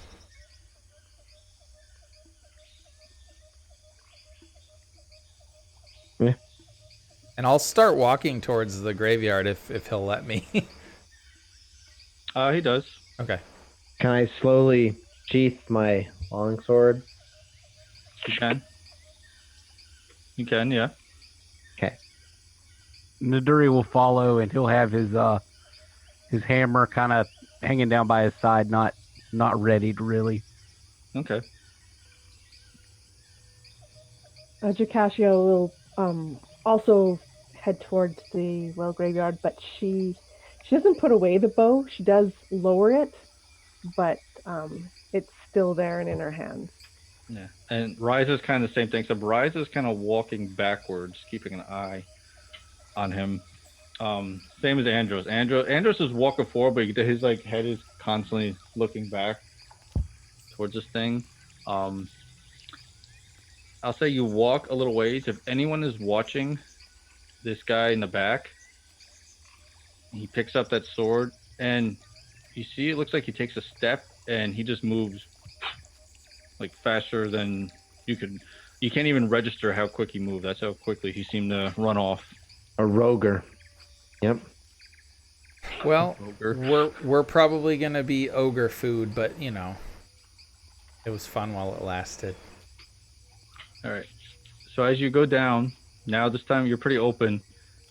You see one of the big warrior guys kind of point. You start hearing like a gutter, like.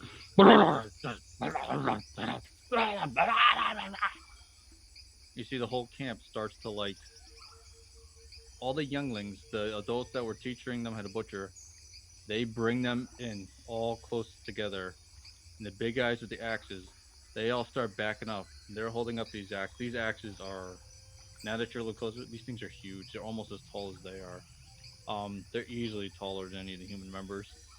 And then as you get close, these guys, their arms are like tree trunks. These guys are big and like they just look like they're bruisers. But all the youngins kind of group together with the adults that were teaching them, and then the big warrior guys, the 5 of them, back up, and they form almost like a protective, not quite a circle, more like a half circle around the young, and they kind of have their axes out as you come forward. And do you keep going forward, or after all this? I would, yeah, but I won't be holding a weapon. Go towards the wall of ogres.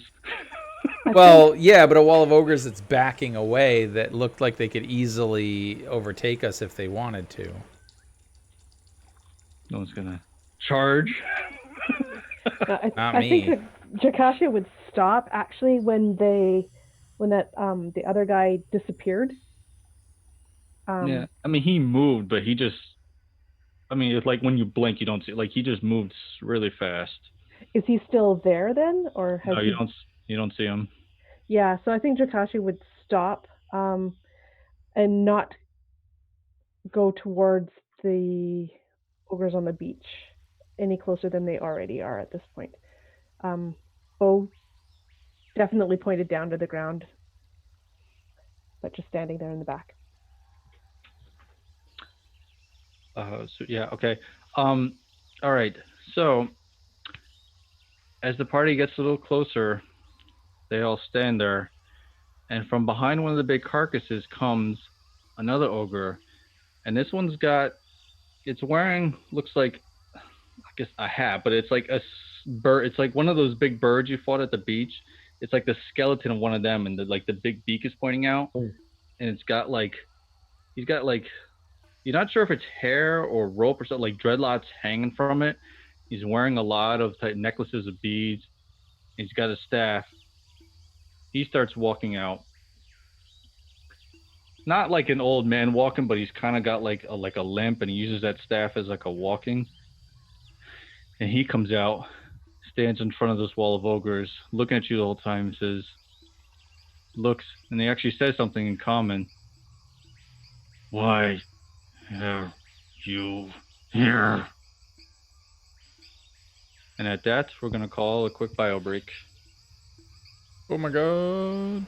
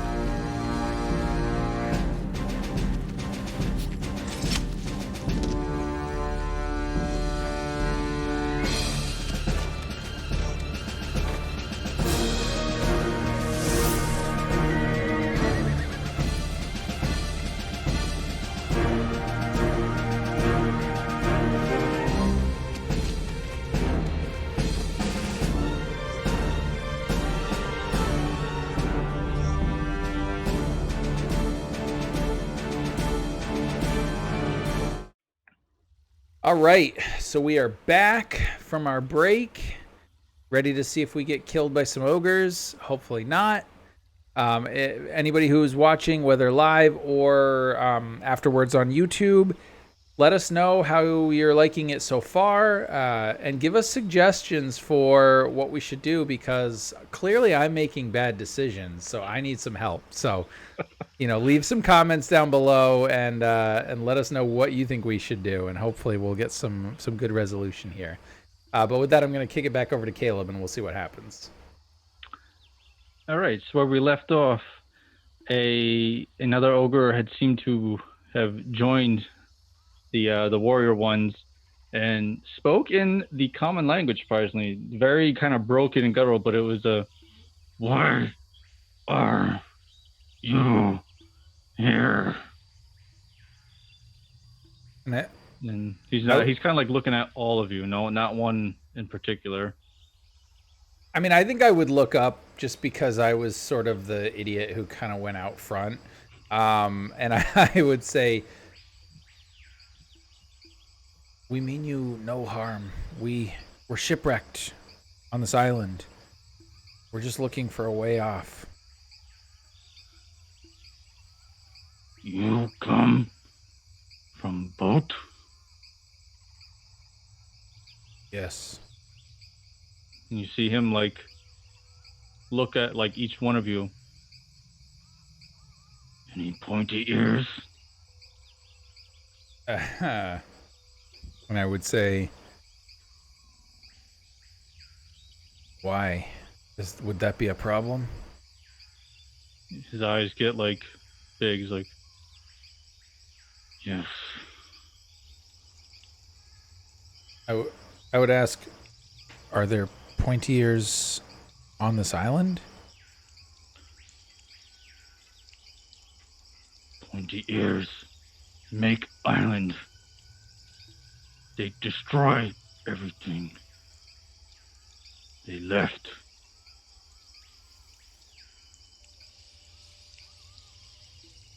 And were you... He kind of like does a sweeping gesture with his hand. Yeah. All this started because of pointy ears. He comes back. He rests both his hands on his staff. Why are you here? And I would look to him and again, and I would say, just looking to get off this island. We mean no harm to anybody here. We thought perhaps you could help. And I say, and of course, perhaps we can trade or offer some sort of services to you in exchange for your help. Help? Trade? You see, he turns to the other ogres, and you hear like a... And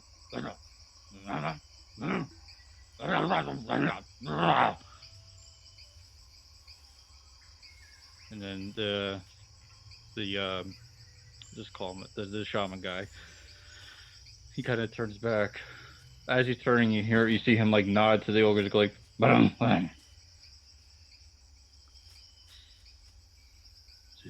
you want help?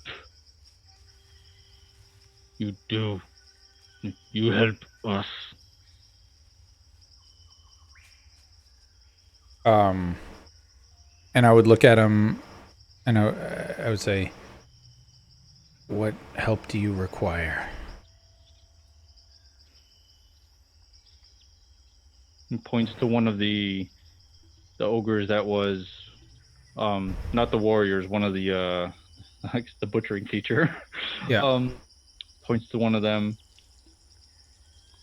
His brother. And then he points to the field of whale carcasses. You can, some of them are like they're like popping at this point. Yep. His brother killed by creature over there. What kind of creature? Bring his body back. Burial. Allow passage to village.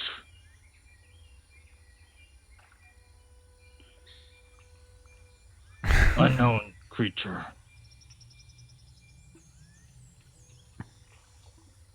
So we were supposed to glean from that somebody's brother got killed by an unknown creature, and we need to carry that guy's carcass back and bury it.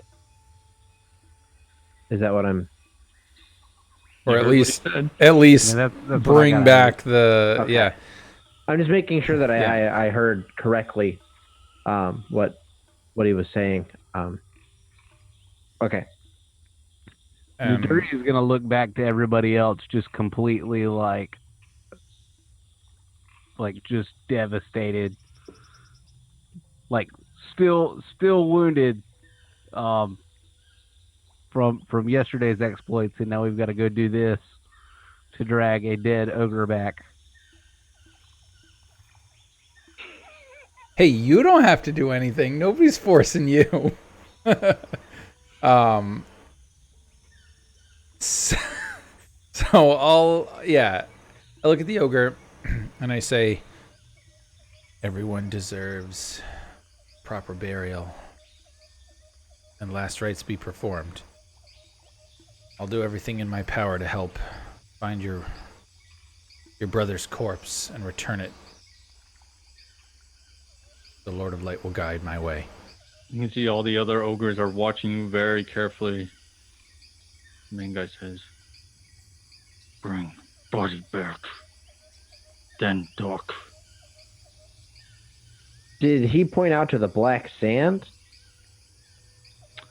Good question. Oh, that's a good question. I thought he pointed at the whale carcass, but we should And probably but get... what I'm wondering is if the yeah. whale carcass, because he said they were like popping and they were gross, No. and if they were on the black sand. A lot of them are on the black sand. There are Okay. patches of this area, especially around that pool of water, that aren't black sand. And he pointed more to that direction, Okay, the, good. The not the black sand direction? Okay. not the black sand direction. You. Okay. Yeah, you're on like the edge right now of like the black sand's in front of you, and they're standing right on this, seeming no problem with it. Yeah.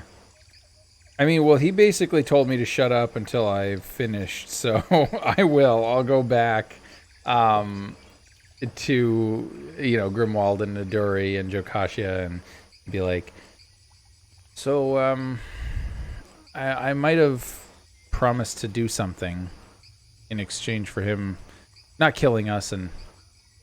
Well, did you all hear it? Everyone would have heard that guy talk. Yeah, it's pretty. Yeah. He's not a quiet. Yeah. Not a quiet talker. Like, I think this could be a good idea. I don't see what other choice we have, honestly. Yeah, I agree. I mean, it's that or getting one of those axe blades stuck in our bodies. And I kind of look over to Naduri and I say, I don't like that option. Like if you look at the axes, like the blade itself is like the size of you. Me. I mean, clearly we can see what it does to flesh and bone. So yeah. Right. Yep. So should we go find an ogre corpse? And Niduri's just kind of looking over at like the impossibilities being thrown in front of us. I mean, we got the black sand, we've got God knows what kind of creature dragging a big giant ogre corpse across the black sand back from a creature. Like, are we prepared for any of this? I get close to Naduri and I say, well, if you're worried about like being able to drag the body, maybe you should ask them if they have any horses. Niduri perks up so much at the thought of a horse. I'm so glad you said that. I was gearing up to do that. For anyone watching, that is a kind of a part running joke and part actual character quest. Yeah. Niduri wound up here by accident while looking for a pony. Watch session 1. Yep. So is Naduri going to ask them, or Duri is afraid to ask anything Okay. lest he be axe whipped. yep? I Um, say, In the door, anytime you kind of like look over at them, you kind of like see they just kind of like go, and you see like steam like come out of their nostrils, and I would say, it's. Look to Grimwald, and I say, it's certainly possible, though I suspect they would probably keep them back at their village. But we got the whole crew here, and maybe Villy, he might know some spell. I don't know, but we got to get him as far away from these guys as we can, because he's an elf, right, Caleb? no, he's human. Oh, he is. Oh, thank God. All right, I thought he was an elf. I was like, oh shoot. No, your party has no elves. Oh, phew. Okay, thank goodness. All right, well then I'll retcon that a little bit, but I'll be like, perhaps he has some spells that might be able to assist us. Otherwise, we got ropes. We can do it. Let's go. And I would look to Jokasha and I would say, what do you think? Can you maybe scout ahead for us, see if your keen eyes can find where this corpse is, or if there's any, I don't know, tracks or anything that might give us an idea of what this creature was that attacked this ogre? And she would look in the direction that I guess he would point at us, that the creature was, and she would look back at you, brother Ivor, and say, I don't think she'd actually just say anything. She would just nod and start heading out that way. Perfect. Ryza will come with you. She'll the two bow people. All right. So you go in the general direction he pointed. There's about 3 carcasses, kind of behind each other. So you kind of have to almost like zigzag through them to get. And there is now most of the body of these whales are on the black sand. There is the way you zigzag through seems to be a clear patch of. Now it's not like what color sand? Like the beige, like orange sand. This is like gray. It's not now. If you step on it, it does not burn your feet, but it is close to the black sand. All right, so you go around the first whale, and where you go around is the thing's head, and it's like its big tongue is like sticking out. Once again, you don't know how long this thing has been here. It is rotting and obviously dead, but it almost looks like it just died. And all the whales kind of have that look to it. You go around. As you go through these whales, the sound kind of gets weird. You almost go into like a valley. If anyone looks, the shaman type guy is following you. He's keeping a good distance, but he is following you. And so you go zigzag through. You come out behind the third whale, and you can see, not far behind, there is an ogre body. It's laying face down. Its front half is in some, honestly, it looks like a puddle of goo almost as it's laying in. What color? The goo? Yeah. Brown, pink. It's like the whale innards and the beach. Okay, so it looks naturally occurring. It doesn't look like. It looks No, doesn't magical. look out of place here. I guess that's Not okay, like an yeah, that's what I was ochre getting at. color. It doesn't look completely out of place. Just Yeah. gross. gross. Yeah. Okay. But it kind of opens up here, and you can see not far off from you is the ocean. And there's nothing here. But this is the body. Is that what we're to assume? Or I mean, it is an ogre body. oh, okay. As good as any, I think. I mean, you said it. Well, it's basically half an ogre body, right? Or is it? Search it No, for it's loot. Oh, it's just covered in the goo. whole All right. body. It's face Yeah. down, but it's Yeah. like Okay. half is laying in this goo pile. Can I search it? The body? You approach the body. Do it. Oh, well, you asked Nope, me you that already did. question. I start to question whether or not I do approach the body. But you Um, did say you were looting the body. Do it. Yeah, no, I will. Grimwald will. He'll step up to the body and he will just kind of start to look Okay. it over and kind of walk around the outskirts and just see if there's anything.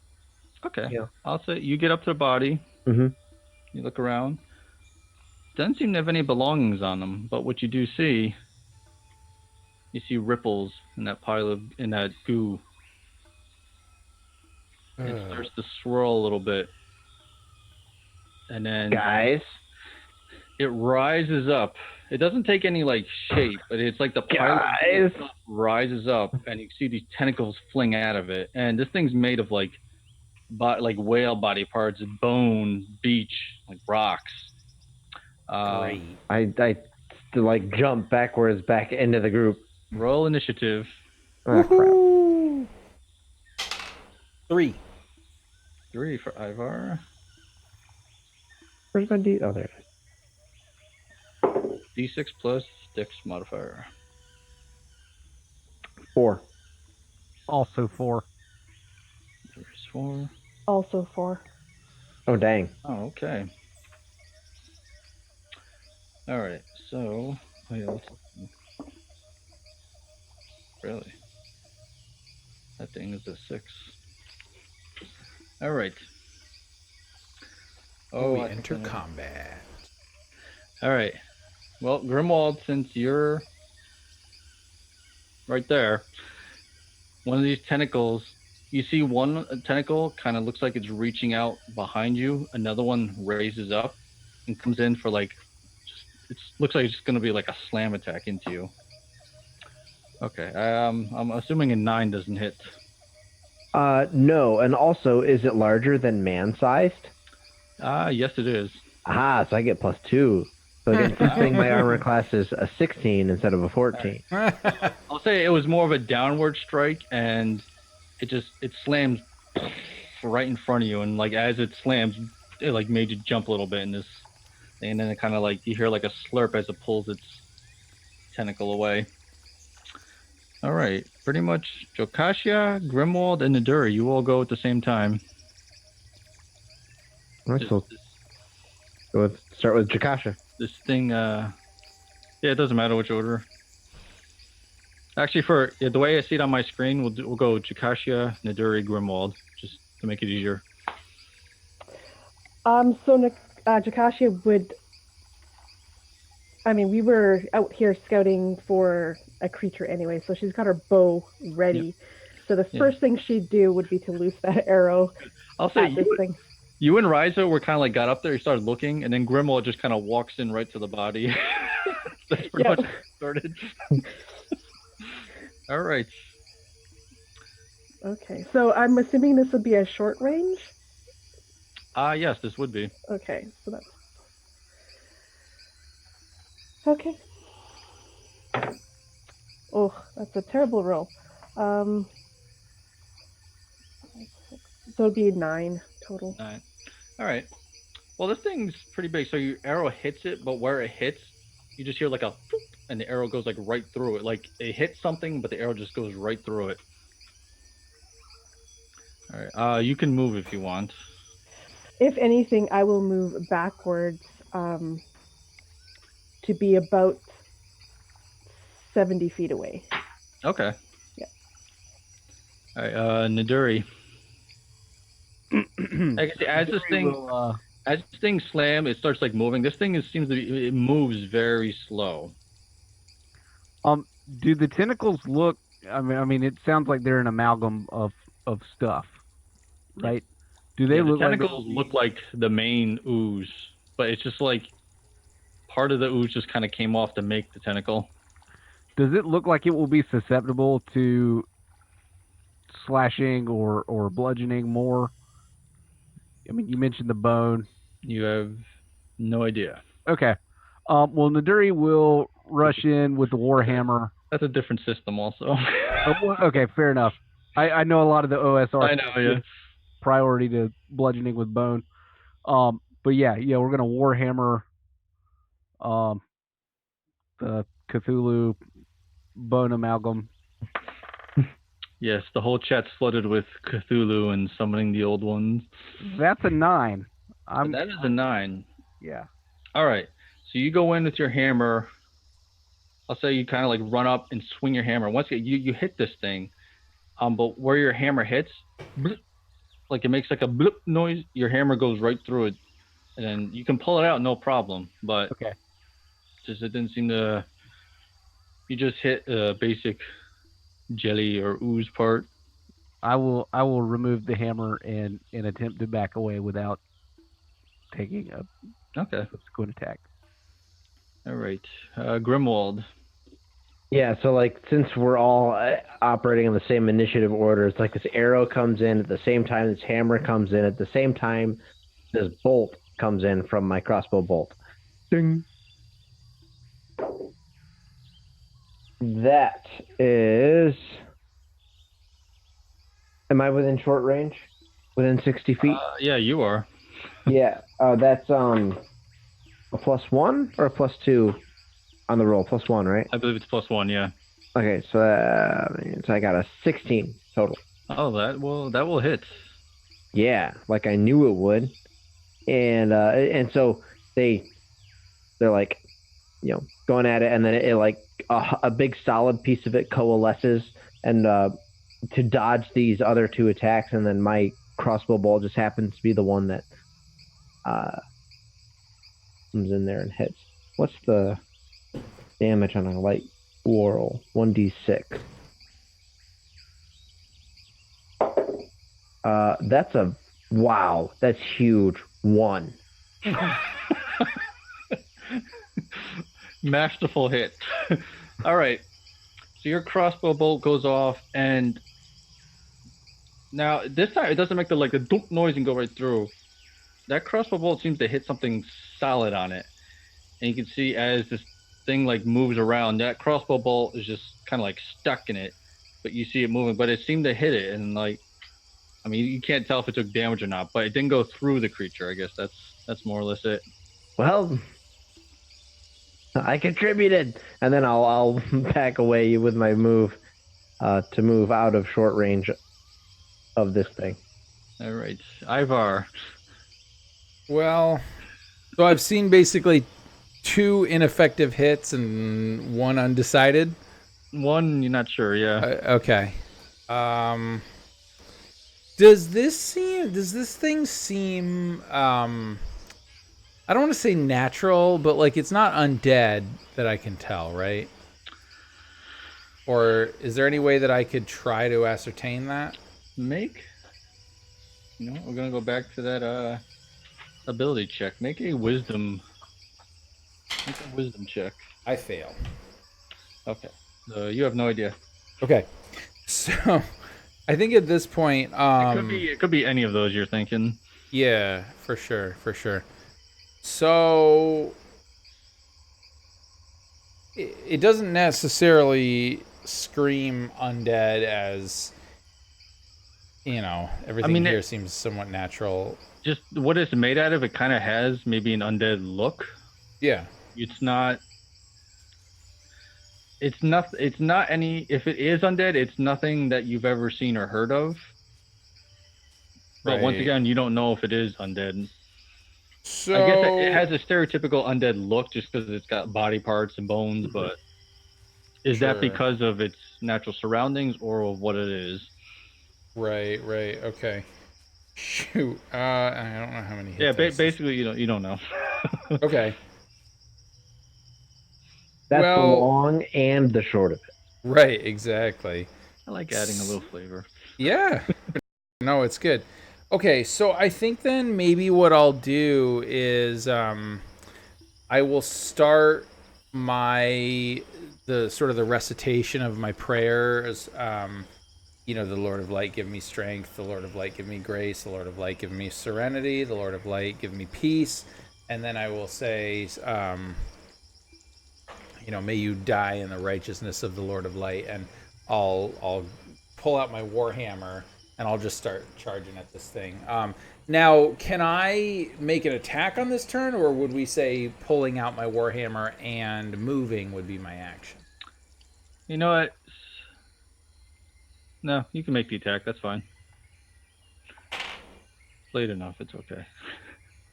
Yeah. Let's see. 14, does that hit? That does. Ooh, excellent. Hold on, I dropped my pen. And 5 damage. Ooh, okay. Nice. All right. So where you hit with your hammer, you hit something solid, and you see there's some chunks of bone, some maybe like a chunk of meat comes out of this thing where you hit it, and it doesn't really make noise, but you see like an opening form in this thing, and you see its mouth open, and it's like you see the mouth kind of like shaking. I don't know if it's you can't hear anything, but it looks like it's maybe definitely heard it somehow. Excellent. All right. So now the NPCs. Okay, Ryza. Okay, I rolled a 2 for her. So she takes that arrow that she had, she pulls it up and shoots, but it just, you know what? She just maybe the sightless thing just unnerved her enough. It just didn't even hit it and go through. It just went wide. Now Ivar.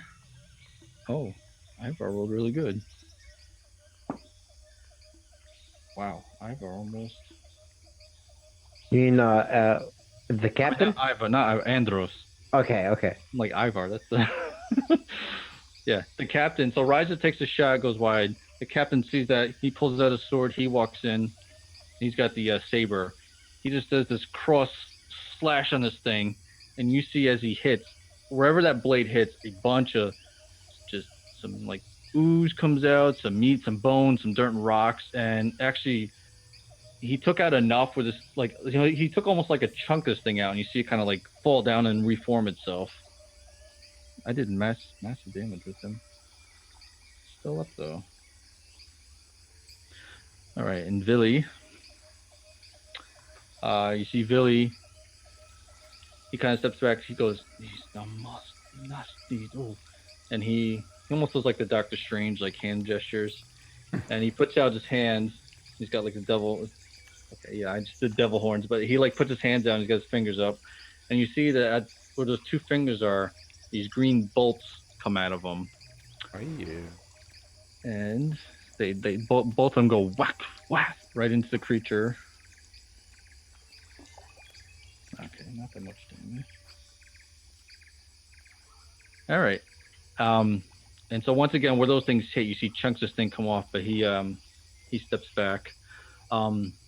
Brother Tal is not going to walk in and do melee combo with this thing. He is not a combatant really.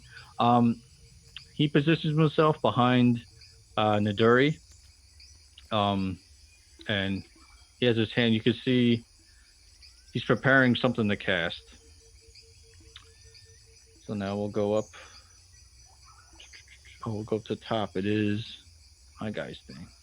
All right. So who's up there? Pretty much everyone's up there, aren't they? Ivar, Naduri, and Grimwald are all there. So let's do a D3. So how did I say it? Ivar. Oh, Naduri. Yeah, that's Naduri.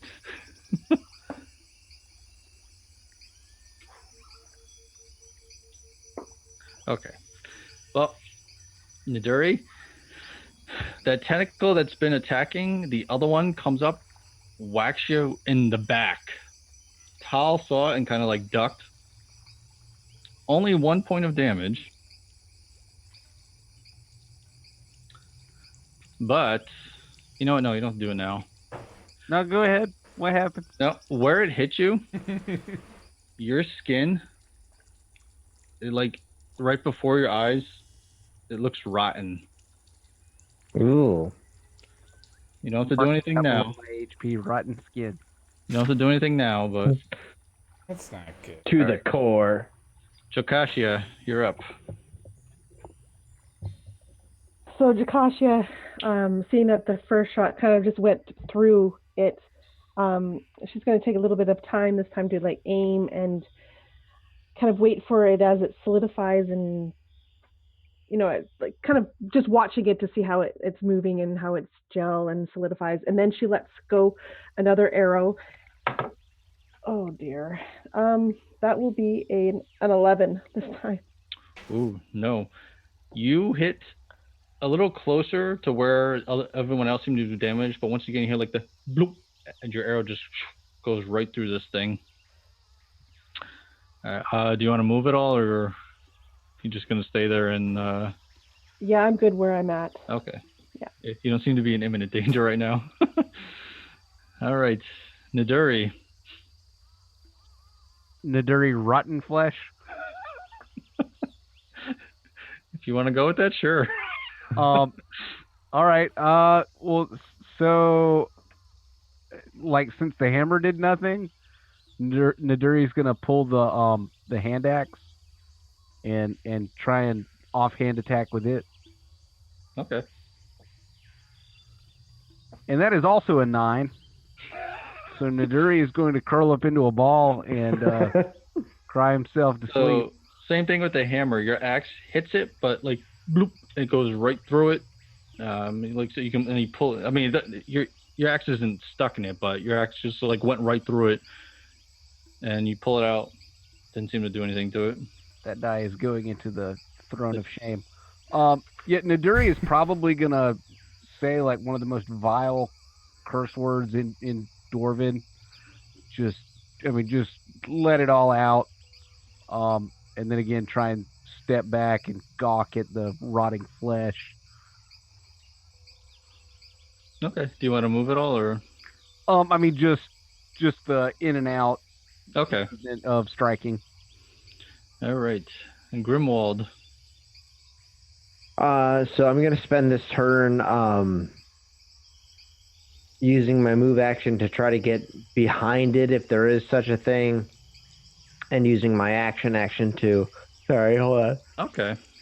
Excuse me. Using my action to put away my crossbow and take out my two-hander. I will give it to you since there are multiple people in combat with it, and this is more metagame. It is mindless, and it is attacking people, so you're easily able to just kind of and get behind it. So by the end of my turn, I'm standing behind it, ready, poised to attack with my longsword in both hands, and that's going to be my turn.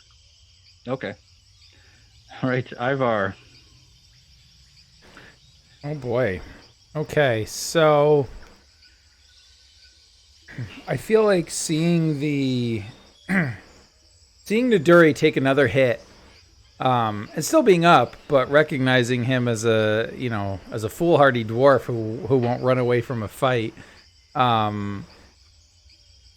It starts to shake my confidence a little bit, and I'll actually maneuver over to him, and I think I would say, Naduri, you don't have to press this attack. We can take this thing. Be careful. Yeah, Naduri. Naduri's gonna give like a stank eye and keep focused on the task at hand, which to him is whacking at this jelly monster. All right, that's what I thought. So, shoot, I mean, if anything, he might be the distraction everyone else needs to pull the ogre out. That's a good point. Well, yeah, but I don't think. I mean, geez, I don't know if we could get in there and get that ogre. Not one of us anyway. So, okay. Let's see. So, Caleb, would I have? I mean, when I originally created my character, I had a vial of holy water. Would I still have that? Do you think, or would that have been that? You probably would have, yeah. Okay. That you probably would have had in like a pouch or something. So yeah. Okay. So I think then probably what I'll do at this point, just because I don't necessarily know what this thing is, I'm going to kind of reach into my pouch and pull out this like bottle of holy water and say something like, May you burn in the light of the holy, fire.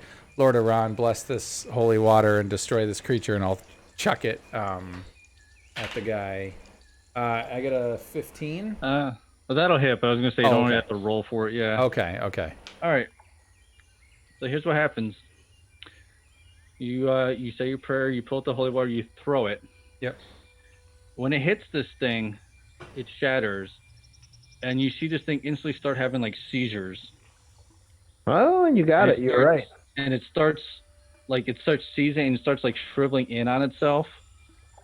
And it takes probably longer than anyone's comfortable with, but it slowly just shrivels, like it seizes the whole time, just starts shriveling in each other. You don't hear anything, like you don't know pain or screams, you don't hear anything. And after about, I'd say a full minute, which probably at this moment feels like forever. Yep. The thing slowly just kind of dissipates, and there's no ooze puddle at all where there was before. But interesting, what you do see, besides all the bone and the guts and the rock, inside this thing, there are two items. There's a very nice looking staff, and there is a scroll case that was probably buried inside this thing. So where this thing was is now there is a staff and a scroll case. Nice. You know what? I know somebody who probably wouldn't be able to resist taking them. And so right now I'm focused on the fact that this thing just had this reaction to holy water. And so I would be kind of holding my holy symbol out, kind of just like scanning around, looking for anything else. So I would not immediately go for those items. I will give it to you, since the reaction that this thing had, it definitely was some type of undead. Yep. Okay. Just based off the reaction. Cool. Thanks. But yeah, so I will at that. I mean, I would be sort of doing my thing, not worrying about the items. All right. Well, we're out of combat now. So, if anyone look, there's nothing else. There's no other. You look for other puddles of like ooze now. There don't seem to be any other ones. All right, and then I think maybe I would look back to Grimwald and to Naduri, and I would say, the Lord of Light has provided for us yet again. Seems this is a good day after all. Can the Lord of Light do anything about the necrotic flesh I've got going on here? That's a good point. Right now, make a poison save. Oh yay! All right, I'm +4. Anybody remember the saves page? It's in the adventure section. It's like Hold 153 or something. I got it right here. Is it that far in, really? Pretty far back. Oh yeah, past the The beast. GM screen has. I got it right here if you need it. Yeah, I just need to know what I'm trying to hit. So you need 11 or higher. Oh, you got this. And I'm +4 on poison. Yeah. Don't say you got it. Not. I rolled a 6, so a 10 total. Oh. Oh wait, no, you can't add bonuses on saves or ability modifiers on saves. So. No, I mean I've already got a +4 Right. to save. Yep. Oh man. All right, give it to me, man. Well, nothing happens now. You will see in the future what happens. Must take cure disease. All right, well I'll get started on a new character between now and next segment.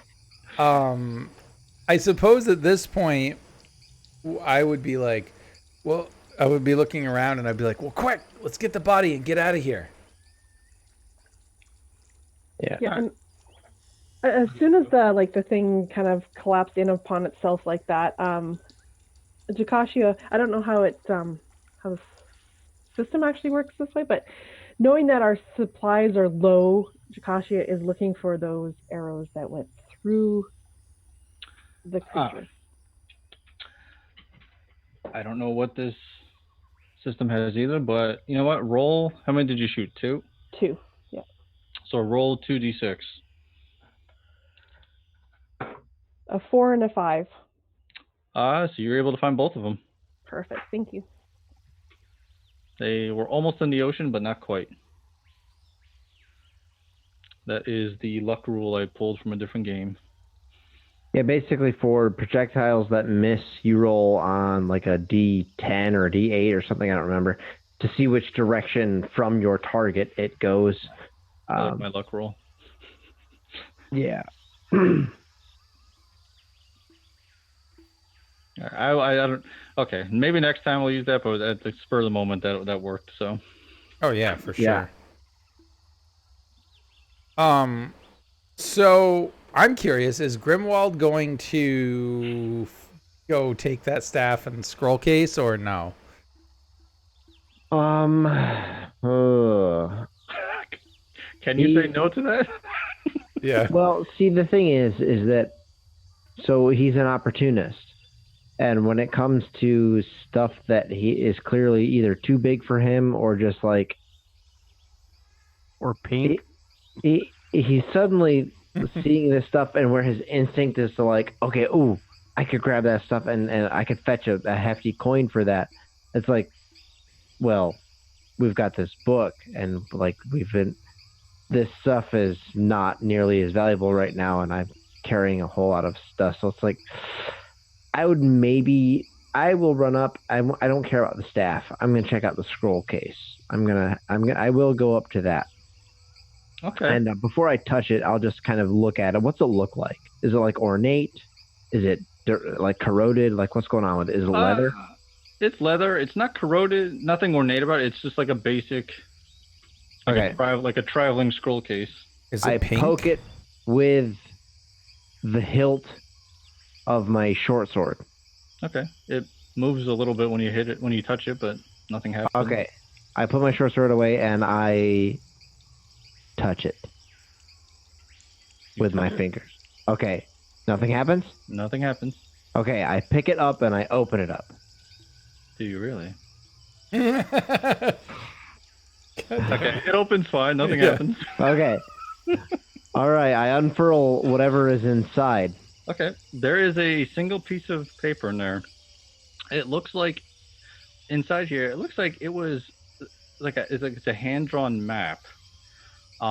Very crude, but using the book, you can kind of coordinate it. It looks like it's hex 3, like in that area.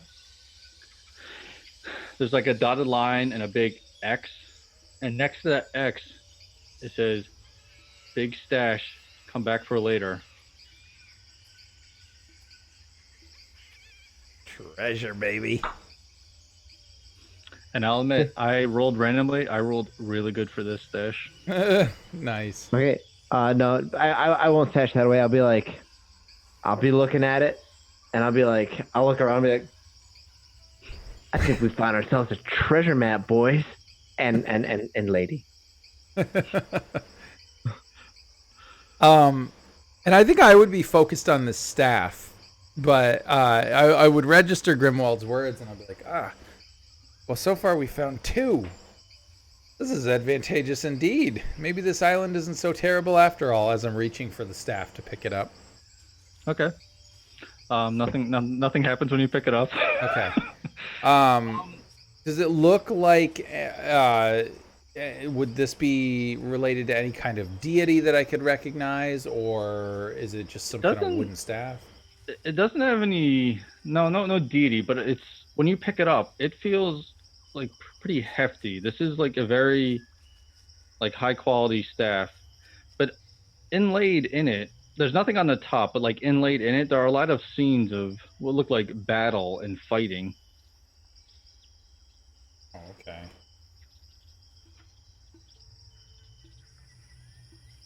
I'm gonna hold on to it for now, just to see what's up. And then I guess if if we can, I would try to organize the crew to pull the ogre body out of here. Okay. Yeah. Andros will step in. He between him, Probably Niduri. That's probably not enough to like drag it. At least Yeah. there's no way you. If you want to pick it up, it would require like I mean, I everyone. think we could like wrap like ropes around its legs and pull it out or whatever. Yeah, Yeah. I'd say, but probably about half of you can move it, and Did I ever successfully search the ogre's body? Or could I before we like you tie could it up have and drag it? There's nothing on it. No? Okay. All right, what's our time here? Okay, well, this is gonna end soon, so. All right, probably pretty on the slow side. You drag this body back, um, and when you bring it back, the the shaman guy kind of walks over, looks down, and looks whoever's right there. Good. He reaches in a pocket. He pulls out something. It looks like it's shaped like a coin, like it's big, but it looks shaped like a coin. But it's made out of obsidian. But you can see engraved in it is two axes kind of crossed, and they have what looks like maybe powder in it that's hardened to give this thing color. Red, and he hands it to you. Says, "This get you to village. Show no threat. You do favor here. Try to return."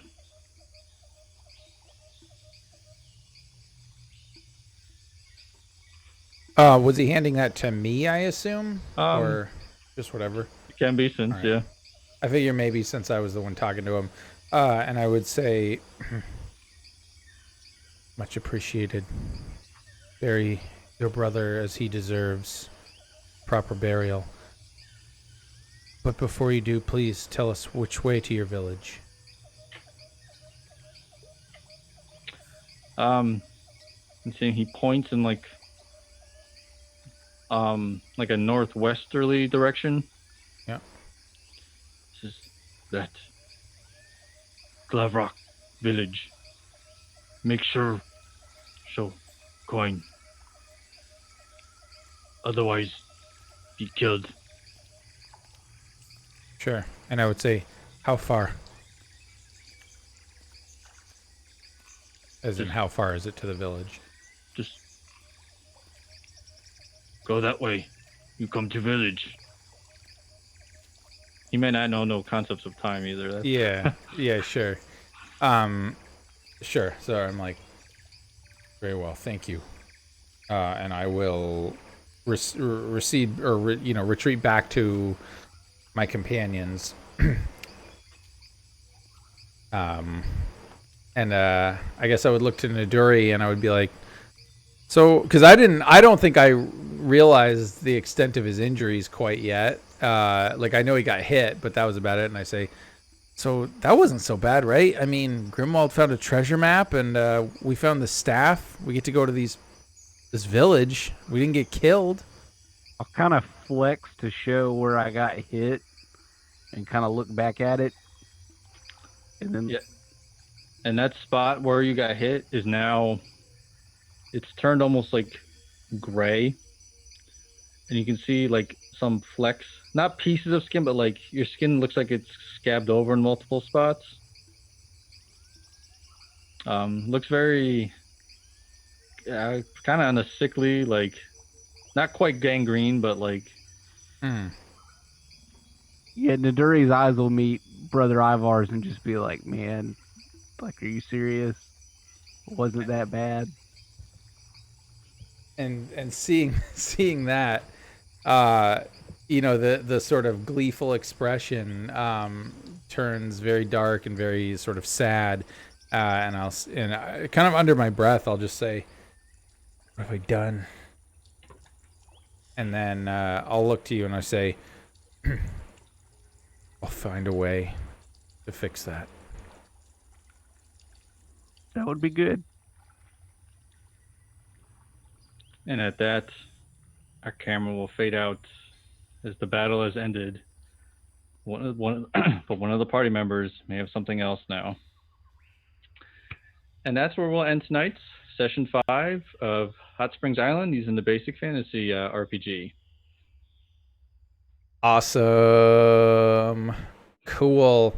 Well, thanks everybody for tuning into the live video. And if you're watching this on YouTube after the fact, hope you enjoyed this. If you did, please go ahead and give it a thumbs up.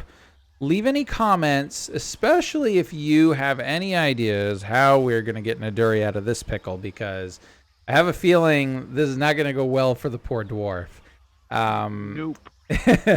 And of course, stay tuned. Watch the other ones in the series. If you haven't, they are part of a playlist, which I will put in the description below, so you can watch that.